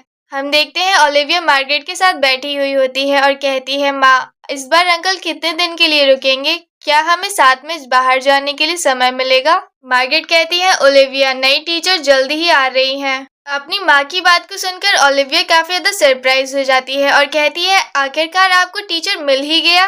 मार्गरेट कहती है, नहीं तुम्हारे लिए नहीं, डैनियल और जॉर्ज के लिए। और जैसे ही वो अपनी माँ की बात सुनती है सरप्राइज होकर कहती है, क्या? उन पत्थर के टुकड़ों के लिए क्यों? माँ मुझ में इन्वेस्ट करो आप। मेरे सोशल सर्किल में डेब्यू करने के लिए अभी सिर्फ 3 ही साल बचे हुए हैं। ओलिविया की बात सुनकर मार्गरेट कहती है, माँ ये बात को अच्छी तरीके से जानती है ओलिविया, और मैं ये बात बिल्कुल भूल भी नहीं सकती हूँ क्योंकि तुम हर रोज चहचहाती रहती हो। 3 साल माँ, 3 साल बचे हुए मेरे सोशल डेब्यू के लिए। ओलिविया कहती है, माँ मेरे दोस्तों ने बातचीत इतनी अच्छी तरीके से सीख ली है कि उनका प्रोनाउंसिएशन बिल्कुल फ्रांस के लोगों जैसा लगता है और मैं पिछड़ रही हूँ। अगर आप मेरी जगह होती तो क्या आपको चिंता नहीं होती? मार्गरेट कहती है, किसी को लग सकता है कि मुझे कुछ भी सिखाया नहीं गया है, लेकिन मुझे डांसिंग, पेंटिंग और भी बहुत कुछ सिखाया गया है। तो क्या हुआ अगर मैं किसी एक चीज में पिछड़ जाती हूँ तो? ओलिविया कहती है, लेकिन आंटी जेनेट, उन्होंने कहा कि समाज में सबसे महत्वपूर्ण चीज फ्रेंच भाषा है और सोशल सर्किल में केवल सुंदरता ही पर्याप्त नहीं है, और इस रफ्तार से तो मुझे यकीन है कि मैं पीछे हट जाऊंगी। तभी मार्गरेट कहती है, ठीक है, समय से करो और माँ की बात को सुनो। मेरे पास एक और चीज है जो मैं तुम्हें बताना चाहती हूँ। तभी ओलिविया कहती है, क्या है वो चीज? मार्गरेट काफी ज्यादा खुश लग रही होती है और कहती है, ये बात नई टीचर के बारे में है, वह शायद तुम्हारे अंकल से शादी कर सकती हैं। और जैसे ही ओलिविया अपनी माँ की बात को सुनती है वो तो काफी ज्यादा शॉक्ड हो जाती है, उसका चेहरा पूरा नीला पड़ जाता है और चिल्लाते हुए कहती है, क्या? और अगला सीन हम देखते हैं जहाँ पर हमें दिखाया जाता है एक कैरेज जा रहा होता है, उसमें बैठी हुई होती है लॉरा। इयान ने लॉरा को एक लेटर लिखा होता है, उसमें लिखा होता है, मिस पेंडलेटन, जैसा कि आपने अनुरोध किया था मैंने अपनी सिस्टर को सब कुछ समझा दिया है और उन्होंने बिना किसी झिझक के सहमति दे दी है। मैंने यॉर्कशायर जाने वाली ट्रेन का टिकट आपको भेज दिया है। निर्धारित आगमन समय पर आपको उधर के लिए एक कैरेज भेज दिया जाएगा, इसीलिए कृपया सभी आवश्यक तैयारियां पूरी कर ले और आने वाले सोमवार को प्रस्थान करें। मुझे पूरी उम्मीद है कि हम बहुत जल्द ही फिर से मिलेंगे। आपका वफादार सेवक इयान डाल्टन। और इस सब से हमें पता चलता है कि लॉरा डनवेल पार्क जा रही होती है। तभी कोचमैन आवाज लगाते हुए कहता है, माय लेडी कृपया आगे देखिए। कोचमैन की बात को सुनकर लॉरा खिड़की के बाहर झांकते हुए देखती है। कोचमैन कहता है, अब आप यहाँ से देख सकती हैं जहाँ पर आप जा रही हैं। वह संपत्ति जो आप वहाँ पर देख रही हैं वो है डनवेल पार्क। हम उधर पर पहुँचने ही वाले हैं। और कुछ टाइम बाद हम देखते हैं लॉरा उधर पर पहुंच जाती है और कैरेज से उतरते हुए लॉरा देख रही होती है। अपने मन में कहती है, अफवाहों के मुताबिक यह एक विशाल संपत्ति है, यहाँ तक कि यह हवेली भी इतनी विशाल है कि लंदन में ऐसी हवेली शायद ही कहीं देखने को मिले। यह दृश्य बिल्कुल नया सा लगता है। लॉरा हवेली को देखते हुए ये सारी बातें अपने मन में सोच रही होती है। तभी आवाज आती है, वेलकम गवर्नेस, और लॉरा सामने देखती है। हम देखते हैं लॉरा का इंतजार कर रहे होते हैं सभी लोग। तभी बटलर आगे पहुंचता है और इंट्रोड्यूस कराते हुए खुद को कहता है, मैं हूँ कार्सन, डनवेल पार्क का बटलर। बटलर लॉरा से कहता है, हम आपका ही इंतजार कर रहे थे, चलिए मैं आपको तुरंत ही घर की मालकिन के पास ले चलता हूँ। लॉरा इधर उधर देखते हुए अपने मन में कह रही होती है, मैंने भी आते समय इसे देखा था, प्राकृतिक चीजें बिल्कुल पास में ही है। वह वास्तव में बच्चों के बड़े होने के लिए एक अद्भुत वातावरण प्रतीत होता है। और हम देखते हैं वो लोग उधर तक पहुंच जाते हैं। बटलर गेट पर नॉक करते हुए कहता है, मैडम मैं आपके पास गवर्नेस को ले आया हूँ। और लॉरा भी खुद को प्रेजेंट करने के लिए अपनी ड्रेस को चेक करने लगती है ताकि वो अच्छी दिख रही है या नहीं। और अंदर से हमें आवाज सुनाई देती है। मार्गरेट कहती है, अरे हाँ अंदर आ जाइए। और जैसे ही लॉरा अंदर आती है मार्गरेट कहती है, आपका स्वागत है गवर्नेस। लॉरा मार्गरेट को ग्रीट करते हुए कहती है, गुड आफ्टरनून मैम। मार्गरेट कहती है, आपसे मिलकर खुशी हुई। मैं मार्गरेट फेयरफैक्स हूँ। आपने जिन 2 बच्चों का जिक्र किया है मैं उनकी माँ हूँ। मुझे आमतौर पर मिसेस रॉबर्ट फेयरफैक्स के नाम से भी बुलाया जाता है। लॉरा मार्गरेट को देखकर अपने मन में कह रही होती है, तो ये है मिस्टर डाल्टन की सिस्टर। जैसा कि मैंने उम्मीद की थी, वे दोनों वाकई में काफी ज्यादा सिमिलर लगते हैं। मार्गरेट कहती है, क्या आप पहले बच्चों से मिलना चाहेंगी या अभी आप आराम करना पसंद करेंगी? यह एक लंबी यात्रा रही होगी, इसलिए मैं बाद वाले विकल्प की सिफारिश करूंगी। लॉरा स्माइल करते हुए कहती है, मैम मैं सबसे पहले बच्चों से मिलना चाहूंगी। मार्गरेट कहती है, अच्छी बात है, कृपया आप इधर पर आकर बैठ जाइए। और ऑर्डर देते हुए कहती है, कार्सन। कार्सन रिप्लाई करते हुए कहता है, यस मैम। और हम कुछ टाइम बाद का सीन देखते हैं जब वो दोनों लोग आ गए होते हैं। मार्गरेट कहती है, तो चलिए अब मैं आपको अपने बच्चों से मिलवाती हूँ। ये है डैनियल और जॉर्ज, ये दोनों स्टूडेंट्स वे होंगे जिनकी जिम्मेदारी आपको संभालनी होगी। लॉरा दोनों बच्चों को देखकर स्माइल करते हुए कहती है, आप लोगों से मिलकर काफी अच्छा लगा।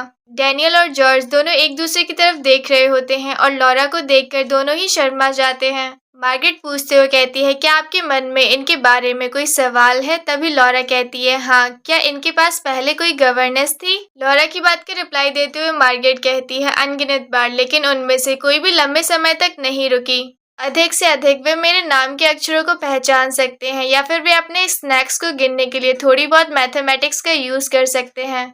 दोनों ही बच्चे काफी ज्यादा शांत और नर्वस लग रहे होते हैं बैठे हुए। तभी मार्गरेट की बात को सुनकर लॉरा कहती है, ऐसा लगता है कि उन्हें सिखाने के लिए काफी कुछ है अभी। मार्गरेट कहती है, फिर भी मैं आपको पहला सप्ताह देती हूँ कि आप इस सप्ताह का समय पहले चीजों से अभ्यास होने में बिताएं, घर के चारों ओर देखें, टहलने जाएं। इस ई स्टेट पर बने पैदल रास्ते काफी ज्यादा अच्छे हैं। मार्गरेट की बात को सुनकर लॉरा कहती है, आपके विचार करने के लिए धन्यवाद, हालांकि मैं कल से ही कक्षा शुरू करना चाहूंगी। भले ही पढ़ाई हम चालू नहीं करें, मैं चाहती हूँ कि उनमें निर्धारित समय पर अपनी डेस्क पर इकट्ठा होने की आदत विकसित हो जाए। लॉरा की बात को सुनकर मार्गरेट बच्चों की तरफ देखती है और हंसने लगती है और हंसते हुए कहती है, अरे प्यारो, मैं तो तुम्हें इस सप्ताह पूरी छूट देने की योजना बना रही थी जैसा कि तुमने कहा था, लेकिन गवर्नेंस ने मना कर दिया। अब तुम दोनों के वे अच्छे पुराने दिन बीत गए हैं। उन दोनों का चेहरा पूरी तरीके से उतर जाता है और लॉरा ये सब देखकर नर्वस होकर कहती है, ज्यादा चिंता मत करो बच्चों, वास्तविक कक्षाएं अगले हफ्ता तक शुरू नहीं होंगी। फिलहाल मैं आप दोनों को जानने समझने के लिए थोड़ा समय बिताना चाहती हूँ। मैं वादा करती हूँ कि मैं आप दोनों को दिन भर डेस्क पर नहीं बिठाऊंगी। लॉरा की बात को सुनकर दोनों एक दूसरे की तरफ देखते हैं नर्वस होकर। जॉर्ज काफी ज्यादा नर्वस होता है और सोचकर कहता है, तो फिर हमें सारा दिन लैटिन वर्ब्स को याद करने की जरूरत नहीं है। बच्चे की बात को सुनकर लॉरा कहती है, नहीं, बिल्कुल नहीं। जॉर्ज कहता है, और हमें हर दिन 100 मैथ्स की समस्याएं भी हल नहीं करनी पड़ेगी, है ना? तभी लॉरा कहती है, हाँ, बिल्कुल नहीं। जॉर्ज काफी ज्यादा डरते हुए कहता है, तो फिर क्या आप हमें छत से नहीं लटकाएंगी और हम हर बार गलत जवाब देने पर हमें आप छड़ी से नहीं मारेंगी, है ना? और जैसे ही लॉरा जॉर्ज की बात सुनती है, वो काफी ज्यादा कंफ्यूज लग रही होती है। उसे समझ नहीं आ रहा होता है आखिरकार वो कहना क्या चाहता है। मार्गरेट हंसते हुए कहती है, लगता है डैनियल ने अपने छोटे भाई को फिर से डरा दिया है। शिक्षक जॉर्ज इतना मासूम है। और अपनी माँ की बात सुनकर जॉर्ज काफी ज्यादा एम्बेरस लग रहा होता है। और तभी डैनियल उसको चढ़ाते हुए कहता है, क्या तुमने इन सब बातों पर विश्वास भी कर लिया, बेवकूफ? जॉर्ज डैनियल को मारने लगता है और कहता है, तुमने मुझे धोखा दिया। और डैनियल भी मारते हुए कह रहा होता है, तुम तो बेवकूफ हो। दोनों ही लड़ने लगते हैं आपस में। उन दोनों को लड़ता देख लॉरा तो काफी ज्यादा प्रॉब्लम में लग रही होती है और वो चिल्लाते हुए कहती है, प्लीज तुम दोनों लड़ो नहीं। तभी मार्गरेट अपना चाय का कप उठाते हुए कहती है, नई गवर्नेंस के सामने इस तरह का व्यवहार करना, तुम लोगों को क्या लगता है कि अगर आपके अंकल को पता चलेगा तो वो क्या कहेंगे इस बारे में? और दोनों ही जैसे ही अपना अंकल का नाम सुनते हैं, वो दोनों ही सरप्राइज होकर रुक जाते हैं। तभी डैनियल कहता है, लेकिन मॉम, इसने सबसे पहले ये स्टार्ट किया था। तभी मार्गरेट दोनों को डांटते हुए कहती है, चाहे आपके भाई आपको कितना भी चढ़ाए, क्या इससे मुक्केबाजी करना जायज हो जाता है? और लॉरा ये सारी चीजें देख रही होती है और काफी ज्यादा नर्वस लगते हुए अपने मन में कह रही होती है, अरे बच्चों। मार्गरेट डांटते हुए कहती है, लड़ने की सजा के रूप में आप में से किसी के पास भी दोपहर का नाश्ता नहीं होगा। अपने कमरों में वापस जाओ, और अगर आप आगे बात करते हैं तो मैं वास्तव में आपके अंकल को बता दूंगी, समझे? दोनों ही बच्चे काफी ज्यादा डर जाते हैं और लड़ना रोक देते हैं और चले जाते हैं अपने अपने कमरों में। लॉरा मार्गरेट से पूछते हुए कहती है, जिन अंकल से बच्चे डरते हैं वे जरूर ही मिस्टर डाल्टन होंगे, है ना? तभी मार्गरेट कहती है, अरे हाँ, बिल्कुल सही कहा, लेकिन आपको ये पता कैसे चल गया हाल ही? मार्गरेट की बात का जवाब देते हुए लॉरा कहती है, क्योंकि मुझे नहीं लगता कि मिस्टर फेयरफैक्स से बच्चे डरते होंगे। लॉरा की बात को सुनकर मार्गरेट हंसते हुए कहती है, यह सही कहा आपने, यंग मास्टर विलियम बच्चों के लिए भोजन के अलावा और कुछ नहीं है, और दूसरी तरफ मेरे भाई शैतान के समान है उन लोगों के लिए। तभी लॉरा कहती है, लेकिन सच में वह बहुत अच्छे अंकल हैं, है ना? लॉरा की बात को सुनकर मार्गरेट एकदम से रुक जाती है। लॉरा बताते हुए कहती है, वह स्वभाव से अकड़ू लगते हैं, लेकिन जब भी वह परिवार के बारे में बात करते हैं तो आप हमेशा उनके स्नेह को महसूस कर सकते हैं। लॉरा की बात को सुनकर मार्गरेट कहती है, यह आश्चर्यजनक है, मुझे लगा था कि लंदन में इयान की छवि बहुत खराब है। लॉरा बताते हुए कहती है, जिस समय में ईमानदारी दुर्लभ है वह वहाँ निश्चित रूप से सबसे अलग दिखते हैं। इसी वजह से मैं मिस्टर डाल्टन से दोस्ती कर पाई। लॉरा हंसते हुए कहती है कि खुलेआम सच बोलना यह दिखावटी पाखंड से काफी ज्यादा बेहतर है। लॉरा की बात को सुनकर मार्गरेट की आंखें खुली रह जाती हैं और वो स्माइल करते हुए कहती है, आपने इसे जिस तरह से कहा है मुझे काफी ज्यादा पसंद आया ये। और दूसरी तरफ हम देखते हैं ओलिविया हॉलवे में जा रही होती है। वो जाते हुए काफी ज्यादा सीरियस लग रही होती है और उसे वही बात याद आती है जो उसकी माँ ने उसको बताई होती है। और हमें वो पुराना मोमेंट दिखाया जाता है जब ओलिविया चिल्लाते हुए कहती है क्या, तभी मार्गरेट उसको बताते हुए कहती है, सीधे शब्दों में कहें तो आपके अंकल जिस लेडी के प्यार में पड़ गए हैं वह एक गवर्नेंस की पोजीशन के लिए तलाश कर रही है, इसलिए मैंने अपने घर का परिचय दिया है। मैं केवल तुम्हें पहले से ये सब इसलिए बता रही हूँ ताकि तुम्हें समझ ना आए कुछ भी अजीब और हंगामा पैदा करने लगो, इसलिए इसको गुप्त रखना। खासकर तुम्हारे फादर को इसके बारे में बिल्कुल भी पता नहीं लगना चाहिए। ओलिविया कहती है मैं समझ गई, लेकिन आखिरकार वो है कौन? मार्गरेट बताते हुए कहती है तुमने कम से कम पेनलिटन परिवार के बारे में सुना है ना? वह उसी घर से है, मिस लॉरा पेनलिटन। ओलिविया काफी ज्यादा कंफ्यूज होकर कहती है इतने प्रसिद्ध नोबेल परिवार का कोई इंसान नौकरी की तलाश क्यों करेगा आखिरकार? मार्गरेट ओलिविया की बात का जवाब देते हुए कहती है कौन जानता है, उनके पास उनके खुद के कारण रहे होंगे। ओलिविया ये सब बातें जानकर अपना मुंह फुलाकर बैठ जाती है और अपनी माँ से कहती है क्या वह दिखने में सुंदर है? तभी मार्गरेट जवाब देते हुए कहती है मुझे नहीं पता होगा जब तक वह तुम्हारे अंकल की नजरों में सुंदर है, क्या वह काफी नहीं है? ओलिविया पूछते हुए कहती है तो फिर उनकी उम्र का क्या, उनकी अभी उम्र क्या है? तभी मार्गरेट काफी ज्यादा सोचती है लेकिन फिर उसको बताते हुए कहती है उनकी एज है अभी 29 ईयर्स। ओलिविया का भी बिल्कुल सेम रिएक्शन होता है, वो चिल्लाते हुए कहती है क्या, और अभी वो जा रही होती है और अपने मन में कह रही होती है चाहे जितना भी मैं इसके बारे में सोच लूं इसका कोई सेंस नहीं बनता है। हमारे अंकल सबसे अद्भुत और दुनिया के सबसे परफेक्ट मैन है, आखिर उनमें ऐसी क्या कमी हो सकती है कि वह इतनी बुरी कुंवारी औरत से चिपक रहे हैं?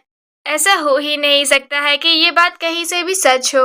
अंकल शादी करने के लिए दबाव डाले जाने से तंग आ चुके हैं, इसलिए वह ऐसी ब्राइड उम्मीदवार को मेरी माँ के सामने लाकर विरोध करना चाहते हैं। और हम पहले का सीन देखते हैं, तब भी ओलिविया यही कह रही होती है मैं आपको बता रही हूँ कि मैं सही हूँ। तभी मार्गरेट कहती है मेरी बेटी की कल्पना शक्ति कितनी अद्भुत है। उस टाइम मेरी बातें सुनकर माँ हंस पड़ी थी, लेकिन अगर वह उस तरीके के परिवार से हैं और अभी भी अनमैरिड हैं और अभी भी काम की तलाश में है तो यह स्पष्ट है उनके अनुचित व्यवहार के कारण उनके परिवार वाले उन्हें नापसंद करते होंगे। वह देखने में भी शायद कुछ खास नहीं होंगी, है ना? इसलिए माँ को अंकल के इस विरोध को तुरंत ही रोकना होगा। और वो जा रही होती है, स्टेयर्स तक आ जाती है। ओलिविया को कोई जाते हुए देखता है, तभी वो आवाज लगाकर कहती है आप कौन है?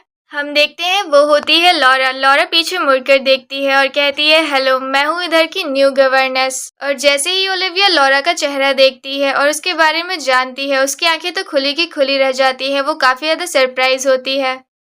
हम देख रहे होते हैं ओलिविया के पूछने पर लॉरा रिप्लाई करते हुए कहती है मैं हूँ नई गवर्नेंस। और लॉरा की बात सुनकर ओलिविया उसकी तरफ घूरते हुए देख रही होती है और ओलिविया का रिएक्शन देखकर लॉरा भी उसी की तरफ देख रही होती है कि वो क्या बोलेगी।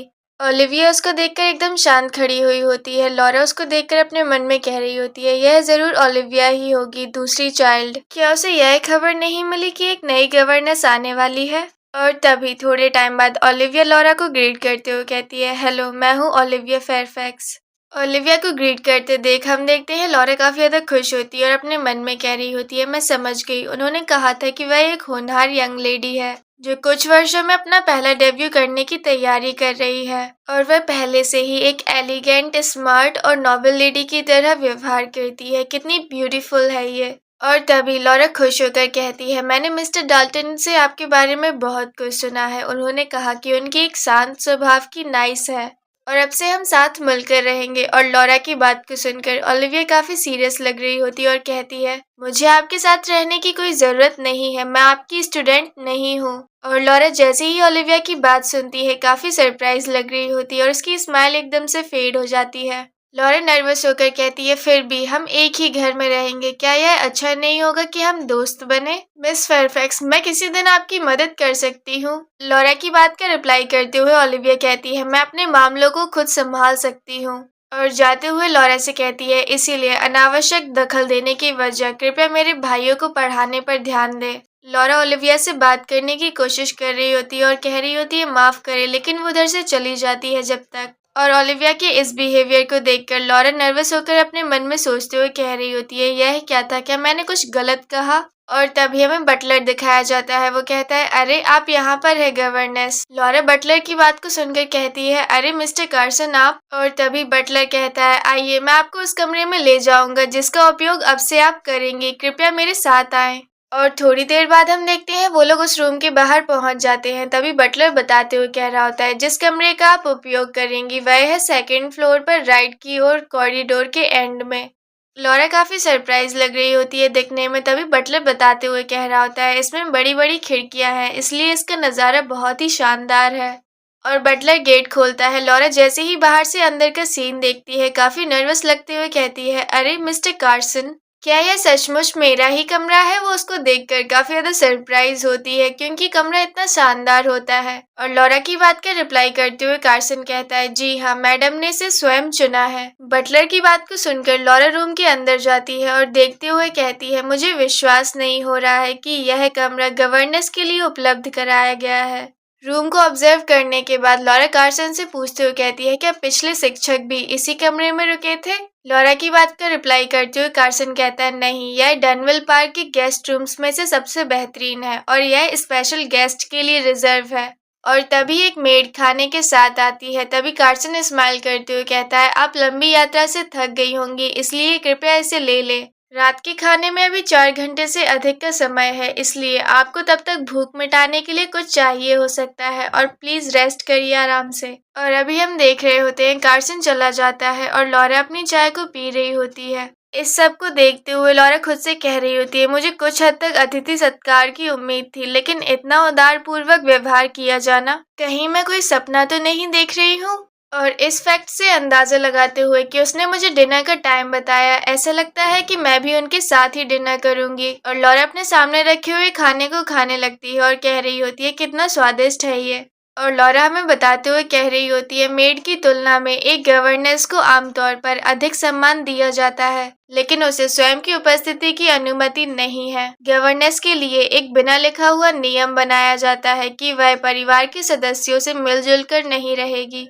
और कुछ टाइम बाद का सीन हम देखते हैं। यह है रॉबर्ट फेयरफैक्स, विलियम फेयरफैक्स के बड़े भाई और फेयरफैक्स परिवार के मुखिया भी। वो लॉरा को देखकर काफी खुश होते हैं और कहते हैं आपका स्वागत है गवर्नेंस। रॉबर्ट लॉरा से मिलकर काफी खुश होता है और उसे हैंडशेक करते हुए कह रहा होता है वाह, सोचो तो सही, नई गवर्नेंस स्वयं ही मिस पेंडलेटन होंगी।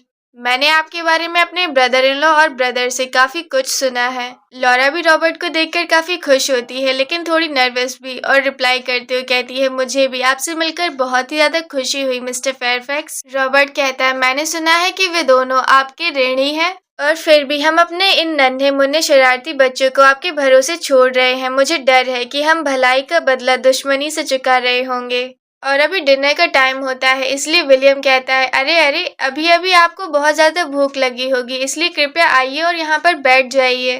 और तभी लॉरा को कुछ पुरानी बात याद आती है। जब वो डनवेल पार्क के लिए आ रही होती है तभी विलियम उसे बताते हुए कह रहा होता है मेरे बड़े भाई कभी कभी ज्यादा हावी हो जाते हैं, कृपया उन्हें माफ कर दें। और अभी रॉबर्ट का बिहेवियर देखकर लॉरा अपने मन में नर्वस होकर कह रही होती है जैसा कि मैंने सुना था वह सचमुच में एक साहसी व्यक्ति है। और हम देखते हैं डिनर रेडी हो चुका होता है, सभी लोग खाना खा रहे होते हैं और सभी लॉरा से कह रहे होते हैं मिस आप ये ट्राई कीजिए, आप इसको भी ट्राई कीजिए। हम देखते हैं सभी लोग डिनर टेबल पर बैठे हुए होते हैं और आराम से अपना अपना डिनर कर रहे होते हैं। तभी रॉबर्ट ऑर्डर करते हुए कहता है मेडिसिन, सभी मिठाइयाँ भी ले आओ अब। और वहीं पर बच्चे भी आराम से खा रहे होते हैं। तो कोई कह रहा होता है मुझसे ये नहीं खब रहा है और दूसरा कह रहा होता है क्या यहाँ पर लेमन केक नहीं है। हम देखते हैं लॉरा काफी ज्यादा खुश होती है और अपने मन में कह रही होती है मुझे इतने जीवंती भोजन का आनंद लिए हुए काफी समय हो गया है इतने अच्छे लोगों के साथ। और नर्वस लगते हुए अपने मन में कह रही होती है लेकिन मुझे उस चुभती हुई निगाह के बारे में क्या करना चाहिए जो मुझे लगातार महसूस हो रही है। हम देखते हैं लॉरा डिनर कर रही होती है लेकिन ओलिविया उसकी तरफ घूरे जा रही होती है काफी गुस्से में दिखते हुए। लॉरा सैड देखते हुए अपने मन में कह रही होती है अजीब, क्या मैंने किसी को किसी तरह से नाराज कर दिया है। मैं तो बस मिलजुल कर रहना चाहती थी, काश वह मुझे बता देती कि उसे क्या नापसंद है। तभी रॉबर्ट लॉरा से पूछता है मिस क्या आप चेस खेलती हैं। तभी लॉरा उसकी बात को सुनकर रिप्लाई करते हुए कहती है जी हाँ मिस्टर फेयरफैक्स, मैं अक्सर अपनी ग्रैंडमदर के साथ खेला करती थी। लॉरा की बात को सुनकर रॉबर्ट काफी खुश होकर कहता है तो चलिए एक मैच खेलते हैं। किसी मैन को जानना मेरे लिए काफी खुशी की बात है, शिकार के माध्यम से और चेस के माध्यम से एक लेडी को जानना। रॉबर्ट की बात को सुनकर लॉरा काफी ज्यादा खुश लग रही होती है और रिप्लाई करते हुए कहती है ठीक है, कृपया मेरे साथ खेलें तो फिर।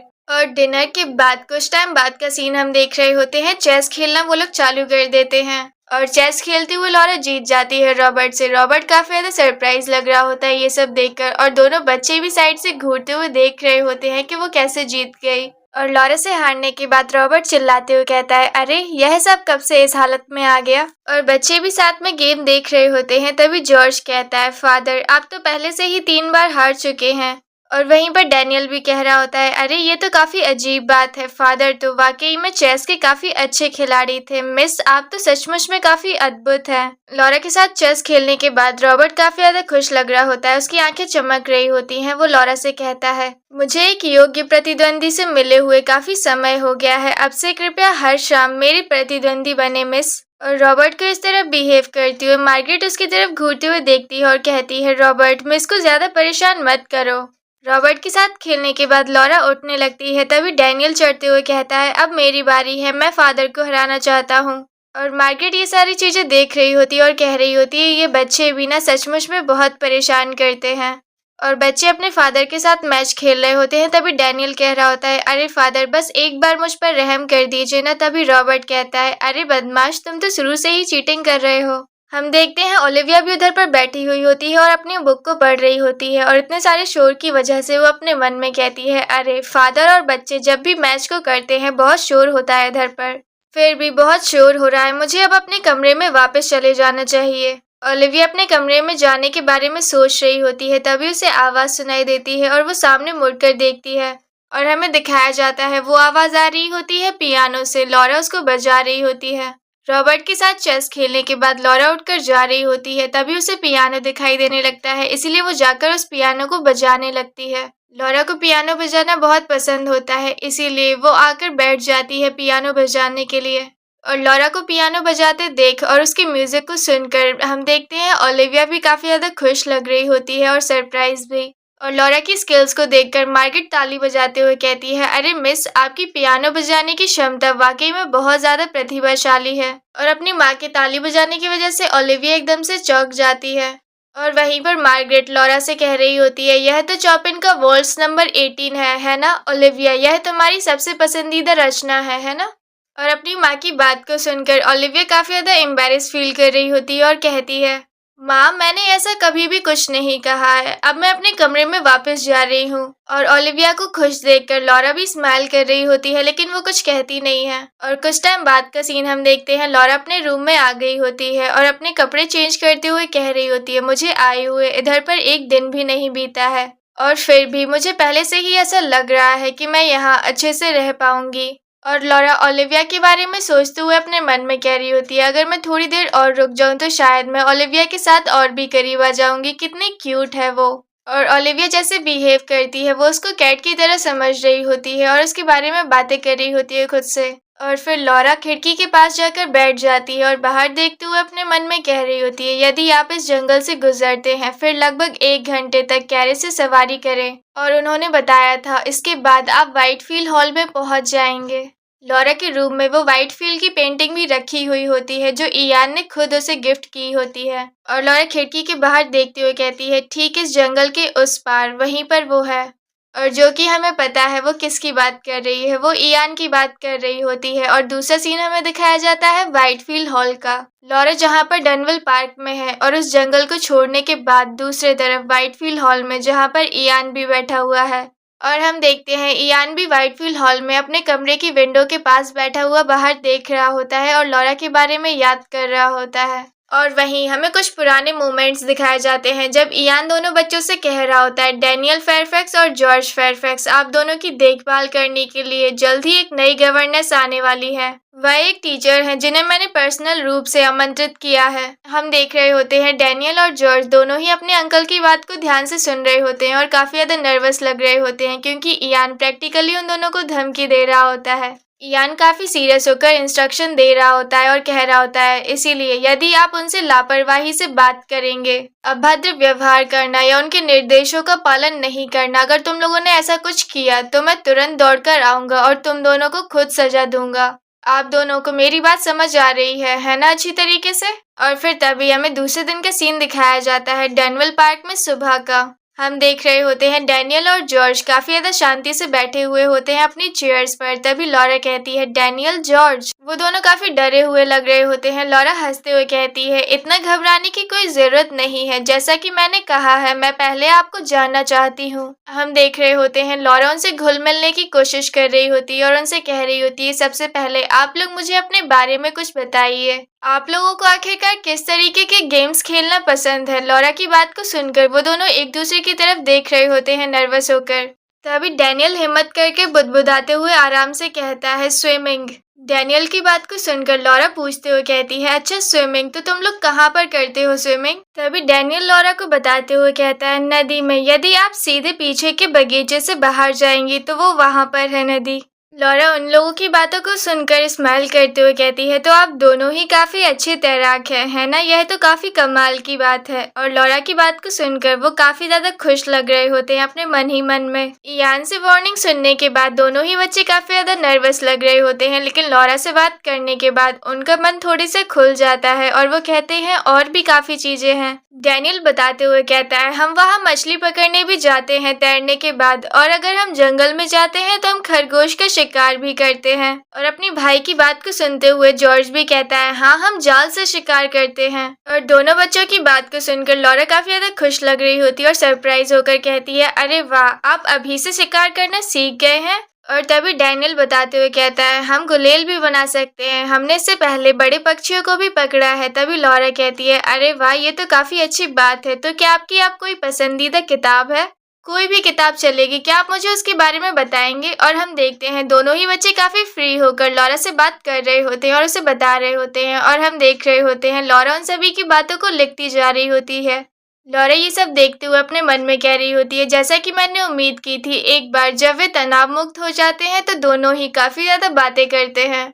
और लॉरा लोगों की बातों को लिखते हुए अपने मन में कह रही होती है तुरंत पढ़ाई शुरू करने के बजाय उनकी रुचियों को पहले जानने का निर्णय सही था मेरा। वे थोड़े बिखरे हुए हो सकते हैं लेकिन वे किसी किताब की कहानी को समझ सकते हैं, और जब खेल नियमों के अनुसार खेले जाते हैं तो वे परिणाम को स्वीकार करना जानते हैं अच्छी तरीके से। उनकी इंटेलिजेंस में कोई भी समस्या नहीं लगती है मुझे। इसीलिए एक बार जब लेसन वास्तव में शुरू हो जाते हैं तो उन्हें अच्छी तरह से तालमेल बनाने रखने की समझ होनी चाहिए। और सबसे बड़ी समस्या यह है कि वे स्थिर नहीं बैठ सकते, तो इसके लिए सबसे अच्छा तरीका क्या होगा। लॉरा बच्चों से बातचीत करने के बाद ये सारी बातें अपने मन में सोच रही होती है। तभी बच्चे कहते हैं मिस, क्या अब हम जा सकते हैं। और बच्चों की बातों को सुनने के बाद लॉरा स्माइल करते हुए कहती है ठीक है, आज के लिए हम यहीं पर रुक जाते हैं, लेकिन क्या आप मुझे वह जंगल दिखाएंगे जो आपको इतना ज्यादा पसंद है। और लॉरा की बात को सुनकर दोनों ही बच्चे काफी ज्यादा स्माइल करने लगते हैं और बहुत खुश हो रहे होते हैं।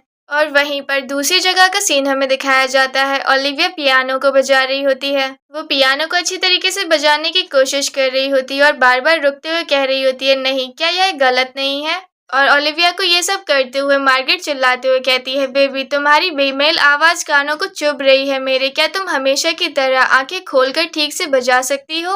और अपनी माँ की बात को सुनते हुए ओलिविया चिल्लाते हुए कहती है नहीं माँ, मुझे अभी अभ्यास करना है। और खिड़की के बाहर से आवाजें आ रही होती है मिस इधर आइए, जल्दी कीजिए। तभी मार्गरेट बाहर देखते हुए कहती है अरे।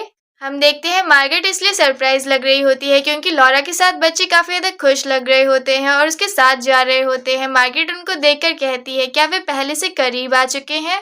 और फिर यूं ही हमें अगला सीन दिखाया जाता है एक हफ्ते बाद का डनविल पार्क में। हम देखते हैं लॉरा को, वो तो काफी ज्यादा खुश लग रही होती है, उसका चेहरा पूरी तरीके से ब्लश कर रहा होता है और काफी ज्यादा सरप्राइज भी होती है वो। हम देखते हैं मार्गरेट कह रही होती है तो फिर अब आइए मैं आपको छोटे इयान से मिलवाती हूँ मिस। और हमें पता चलता है लॉरा इसीलिए इतनी ज्यादा सरप्राइज होती है छोटे इयान को देखकर। मार्गरेट लॉरा को इतना खुश देखकर कहती है क्या आप उसको पकड़ना चाहेंगी। तभी लॉरा उसकी बात को सुनते हुए कहती है क्या यह ठीक रहेगा। लॉरा छोटे इयान को लेकर काफी ज्यादा खुश होती है, उसका चेहरा पूरी तरीके से ब्लश कर रहा होता है और वो कहती है मैंने इतना प्यारा बच्चा पहले कभी नहीं देखा। लॉरा को देखकर मार्गरेट भी काफी ज्यादा खुश होते हुए कहती है हमारा इयान अजनबियों के सामने बिल्कुल भी शर्माता नहीं है। उसका नाम तो उसके अंकल से मिलता जुलता है, लेकिन उसका व्यक्तित्व बिल्कुल अलग है। हम देख रहे होते हैं लॉरा छोटे यान को खिलाते हुए काफी ज्यादा खुश लग रही होती है और छोटे यान ने उसका पेंडल पकड़ा हुआ होता है। लॉरा उसको खिलाते हुए कह रही होती है, अरे वहाँ वहाँ। छोटे यान को खिलाते हुए लॉरा मार्गरेट से पूछते हुए कहती है, क्या मिस्टर डाल्टन जब वो बेबी थे वो भी इसी तरह दिखते थे? मार्गरेट लॉरा की बात का रिप्लाई देते हुए कहती है, वे लगभग हूबहू एक जैसे हैं। और हंसते हुए कहती है, हालांकि हमारा छोटा बच्चा थोड़ा ज्यादा सुंदर है बड़े यान से। लॉरा मार्गरेट की बात को सुनने के बाद छोटे यान की तरफ देख रही होती है और छोटा यान लॉरा के पैंडल से खेल रहा होता है। तभी मार्गरेट कहती है, वैसे क्या हमारे ये छोटे मोटे शरारती बच्चे काबू में आ सकते हैं? ऐसा लगता है कि वे आजकल आपको हमेशा ही हर जगह घसीट रहे हैं। लॉरा रिप्लाई करते हुए कहती है, बिल्कुल, वे वाकई बहुत अच्छे बच्चे हैं। आज के पार्ट में वे पूरे 1 घंटे एक ही जगह पर बैठे रहे। और लॉरा स्माइल करते हुए कहती है, और यह सब उनके द्वारा मेरे प्रति अपने दिल के द्वार खोलने के कारण ही संभव हो पाया है। लॉरा की बात को सुनकर मार्गरेट स्माइल कर रही होती है और अपने मन में कह रही होती है, क्या लेसन्स को स्टार्ट किए हुए अभी 1 ही हफ्ता हुआ है? सचमुच में यह कहूँ तो बहुत आश्चर्यजनक लगता है। पिछले टीचर्स ने बच्चों को किताब के अनुसार ही पढ़ाने की कोशिश की, जिससे उन्हें बच्चों की नाराजगी झेलनी पड़ी और उन्हें एक एक करके निकाल दिया गया। लेकिन उन्होंने बच्चों को पहाड़ों और नदियों में आज़ादी से घूमने और दौड़ने की इजाज़त दी। लेकिन नज़दीकी बनाने के लिए गंदगी में लथपथ होने के बाद भी बच्चों के पास स्वाभाविक रूप से उनके पीछे चलने के अलावा उनके पास और कोई विकल्प नहीं था। लेकिन मुझे एक नोबल लेडी से यह उम्मीद नहीं थी, जिसे इतनी कोमलता और सावधानी से पाला पोसा गया हो कि वह इतनी दूर तक पहुंच पाई। और मार्गरेट ये सारी बातें लॉरा के बारे में कह रही होती है कि उसने कितने अच्छे तरीके से दोनों बच्चों को संभाल लिया है, तब कि वो एक नोबल लेडी है। और छोटे यान को देखते हुए लॉरा कहती है, अरे असल में मेरे पास छोटे यान के लिए एक उपहार है। लॉरा वो गिफ्ट मार्गरेट को दिखा रही होती है और हम देख रहे होते हैं पीछे ओलिविया भी जा रही होती है। वो अपनी बुक को पकड़े हुए होती है और मार्गरेट की बात को सुनकर उसी तरफ देखती है। लॉरा ने उपहार में एक बुक दी होती है। उसको देखकर मार्गरेट कहती है, हे भगवान, ये क्या है? लॉरा बताते हुए कहती है, ला फॉन्टेन की उन कहानियों में से जिन्हें मैंने अपने स्कूल दिनों में पढ़ा था। मुझे जो कहानी सबसे अच्छी लगी मैंने उन्हें कॉपी कर लिया। मैंने मिस्टर डाल्टन से वादा किया था कि मैं इसे किसी दिन छोटे यान को दे दूंगी। मैंने यह कभी नहीं सोचा था कि मुझे इस तरह वास्तविक रूप से सौंपने का मौका मिलेगा। हम देख रहे होते हैं मार्गरेट काफी ज्यादा सरप्राइज लग रही होती है और उसे देखते हुए कहती है, अरे बाप रे, क्या आपने इसे खुद बनाया है? और उसके साथ ओलिविया भी देख रही होती है। हमें दिखाया जाता है लॉरा ने उस बुक में खुद से सारी कहानियां लिखी हुई होती हैं छोटे यान के लिए, और उसमें ड्राइंग भी की होती है। और ओलिविया जैसे ही उस बुक को पढ़ती है वो लॉरा से पूछते हुए कहती है, आप फ्रेंच भी बोलती हैं? और ओलिविया की बात का रिप्लाई देते हुए लॉरा कहती है, हाँ, मैं पढ़ सकती हूँ, बोल सकती हूँ और बातचीत भी कर सकती हूँ फ्रेंच में। और उसे बताते हुए कहती है, मैं अपने गर्ल्स स्कूल के दिनों में अपनी फ्रेंच होमरूम टीचर के साथ काफी अच्छी करीबी दोस्ती थी मेरी।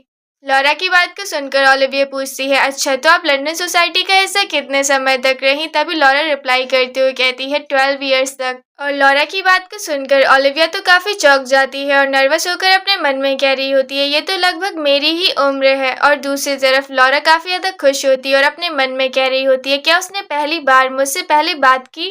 और ओलिविया लॉरा से पूछती है, तो क्या आप बैरोनेस ऑफ हॉस्टिंग को या फिर काउंटेस ऑफ डेवॉन को जानती हैं? और ओलिविया की बात को सुनकर लॉरा कहती है, बिल्कुल, वे दोनों काफी जानी मानी पर्सनैलिटीज हैं। हॉस्टिंग की बैरोनेस मेरी ग्रैंड मदर की गॉड डॉटर है और मैंने अर्ल और काउंटेस ऑफ डेवॉन के विवाह और नामकरण समारोह में भी भाग लिया है और उन्होंने मुझे कई समारोह में आमंत्रित किया, इसीलिए मैं उन्हें अक्सर देखा करती थी। लॉरा की बात को सुनकर ओलिविया तो काफी ज्यादा सरप्राइज लग रही होती है, उसकी आंखें तो खुली की खुली रह जाती हैं। तभी मार्गरेट बताते हुए कहती है, ओलिविया 3 साल में लंदन सोसाइटी में डेब्यू करेगी।